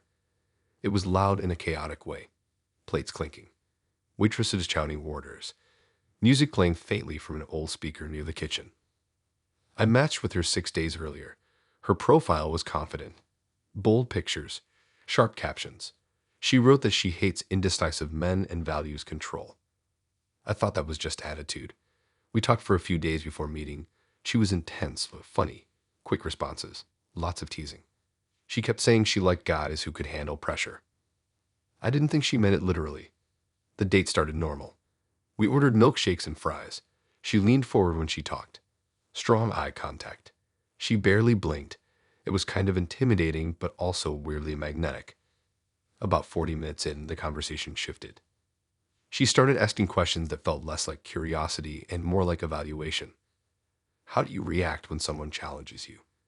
What do you do when you feel trapped? Do you ever panic in public? I laughed awkwardly and said I don't know. She smiled faintly. Said everyone has a threshold. That word again. Threshold. I felt slightly uncomfortable, but told myself it was just her personality. Then she started leaning closer across the table. Closer than normal for a first date. Her voice dropped slightly. She asked if I ever walk away from uncomfortable situations. I said sometimes. She nodded slowly, like she was confirming something. I glanced toward the exit without thinking. Just for a second. I wasn't even planning to leave yet. Just looking. That's when she leaned in so close I could feel her breath near my ear. And she whispered that if I tried to leave right now, she would scream. My brain stalled. I pulled back slightly, staring at her. She was smiling. Not a wide smile. Just a small one. Calm. Controlled. I asked if she was joking. She didn't laugh. She said she wasn't. The noise of the diner suddenly felt too loud. Too bright. I looked around quickly. People at other tables, a family with 2 kids, a group of college students laughing near the window. Normal. Safe. But she was sitting right across from me. Close enough that if she yelled, every head in that room would snap toward us. I told her that's not funny. She shrugged lightly. Said, I just want to see how you respond. Respond to what? She leaned back slightly, watching my face carefully. Said to pressure. My heart started beating faster. I asked why she would even say that. She tilted her head. Said because you looked at the door. I told her I was just glancing around. She smiled faintly. Said that's what everyone says before they run. Run. The word made my stomach tighten. I tried to keep my voice steady. Told her I'm not running. She nodded. Said good. Then she leaned forward again. Voice low. Said stay seated. The way she said it wasn't loud, but it felt like a command. I felt a wave of anger mixed with fear. I told her she doesn't get to tell me what to do. She didn't react emotionally. Just study me. Like she was gathering data. She asked what would happen if she screamed. I swallowed. Said people would think something's wrong. She nodded. Said, and who would they believe? My chest felt tight. She was right. If she suddenly yelled, grabbed her arm, accused me of something, people would rush over. I'd be the guy sitting across from her. I thought about it too fast. The unfairness of that. She saw it on my face. She smiled slightly. Said, see. I tried to think logically. This is a public place. Cameras everywhere. Witnesses. But panic doesn't care about logic. She picked up a fry slowly and dipped it in ketchup. Completely relaxed. Like she hadn't just threatened to cause a scene. I asked why she would even want to do that. She said because she likes control. She said she wants to know if I freeze or fight. Like it was some experiment. I felt trapped in the booth. The table between us suddenly felt like a barrier and a trap at the same time. I considered just standing up anyway, calling her bluff. But what if she wasn't bluffing? What if she actually screamed? The thought of every head in that diner turning toward me made my stomach churn. She leaned closer again, voice soft. Said, don't test me. My hands felt slightly cold. I told her this is insane. She nodded slowly. Said that word gets used too easily. I glanced toward the door again. Just instinct. Her eyes sharpened immediately. She straightened slightly in her seat, like she was preparing. I forced myself to look back at her. She relaxed, smiled faintly, like I had passed something. I felt ridiculous sitting there, afraid to stand up. I tried to shift the conversation. Asked about her job. She answered casually, like nothing strange had happened. But every few minutes she'd lean in slightly and remind me with her eyes that she was capable of making a scene. After about 10 minutes of this tension, my phone buzzed. I flinched. It was a text from my roommate asking when I'd be home. I almost laughed at the normalcy of it. She noticed the notification. Asked who it was. I sent my roommate. She nodded. Said good. Good. Like that detail mattered. I realized something then. If she screamed, if things escalated, my roommate would know where I was. I felt a tiny bit steadier. I looked at her and said I'm going to leave. Calmly. Not aggressively. Just stated it. Her expression changed slightly. Less playful. More focused. She leaned in one more time. Whispered that if I stood up, she would scream that I touched her. My chest tightened hard. My brain raced. I scanned the diner quickly. The family with kids was still there. The waitress walking by with a tray. Security cameras in the corners. I took a slow breath. And then I stood up anyway. Not fast. Not dramatic. Just steady. She didn't scream. She stared up at me. Eyes locked. Measuring. I stepped out of the booth. My heart pounding so loud I could hear it. She stayed seated. Didn't make a sound. I took a few steps toward the exit, half expecting a shot behind me. Nothing. Just the normal diner noise. I reached the door. Looked back once. She was still sitting there, watching. No smile now. Just blank. As I stepped outside into the cold air, my phone buzzed. A message from her on the dating app. You hesitated. I blocked her immediately. But later that night, lying in bed, I kept replaying it. Not the threat. Not the whisper. Just the way she had been ready. Like she had rehearsed it.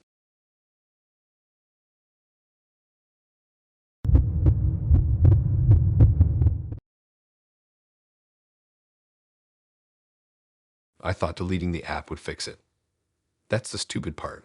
I really believed that if I blocked him, deleted the app, and pretended the last week never happened, everything would just reset. Like clearing your browser history after looking up something weird. It didn't. I matched with him 8 days before everything went wrong. His profile was simple. Clean haircut, neutral smile, pictures in normal places. No red flags in the bio. Just something about liking late-night drives in quiet neighborhoods. We started talking right away.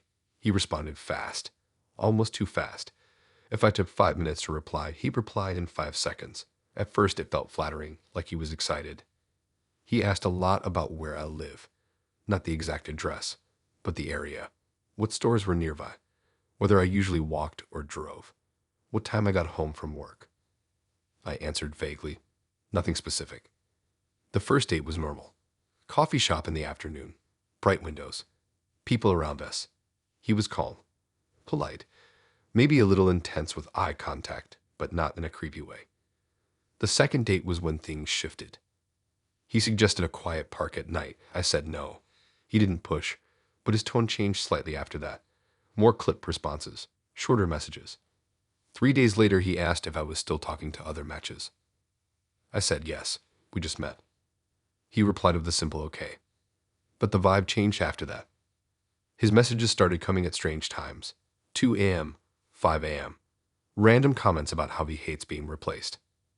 One night he asked if I ever think about how easy it is to track someone if you really try. I laughed it off and said that's weird. He didn't respond for hours. The next day he suggested we share locations for safety when meeting again. I said no. He didn't argue. Just sent a thumbs up. That night, I got a notification from the app saying new safety feature enabled. I didn't remember enabling anything. I checked settings. Nothing obvious. I felt uneasy but brushed it off. 2 days later, I noticed something small. He would reference things I hadn't told him directly. Like saying I probably passed the grocery store near my apartment on my way home. I never mentioned a grocery store. I thought maybe he was guessing. But then he mentioned a construction zone on my street. That made my chest tighten. I asked how he knew that. He said it's visible on public maps. Maybe it was. But it didn't feel random. That was the moment I decided I was done. I blocked him on the app. Unmatched. Then I went into settings and deleted the app entirely. Watched the icon disappear from my screen. I felt relief. Like cutting a cord. That night, I turned off my phone and went to bed early.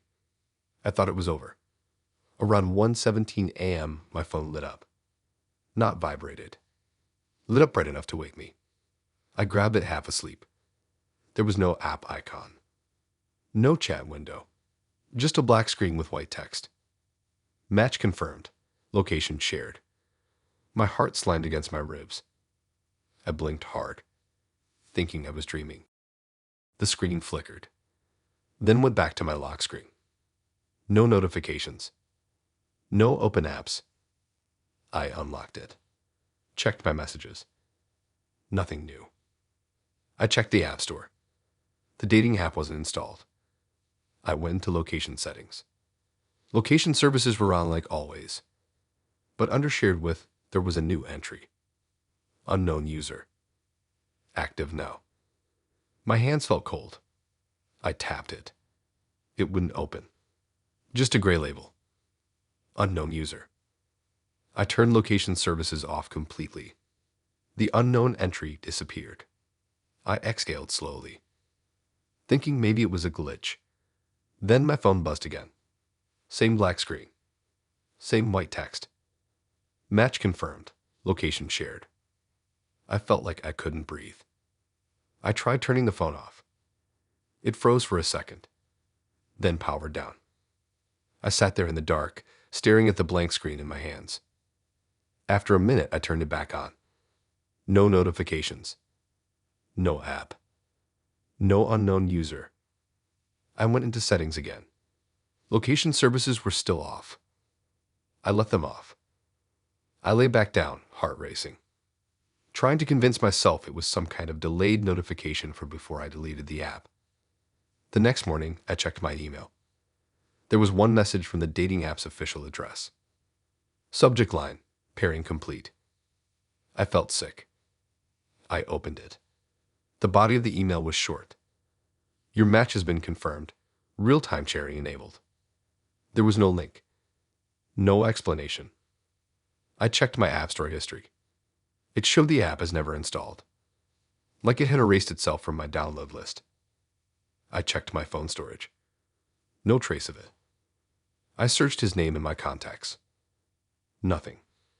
But when I opened my Maps app, there was a new pinned location. No name. Just coordinates. I tapped it. It zoomed in on my street. Exact building. I felt my chest tighten. I deleted the pin. It reappeared. I restarted my phone. The pin was still there. I tried to tell myself someone must have sent me a location link earlier and I forgot. But the timestamp on the pin said last updated 1:17 a.m. The exact time my phone lit up. I blocked his number even though he never texted me directly. I changed my passwords. I reset my phone. Factory reset. Wiped everything. When it powered back on, I felt a small flicker of relief. Fresh screen. No apps except the defaults. No strange pins. No unknown users. I almost convinced myself it was over. Until my phone buzzed. No app icon. No preview. Just a screen lighting up with one line. Match confirmed. Location shared. And beneath it, smaller text. Real-time active. I looked out my bedroom window. Down at the street. And for the first time, I noticed a car parked directly across from my building. Engine off. Lights off. Just sitting there.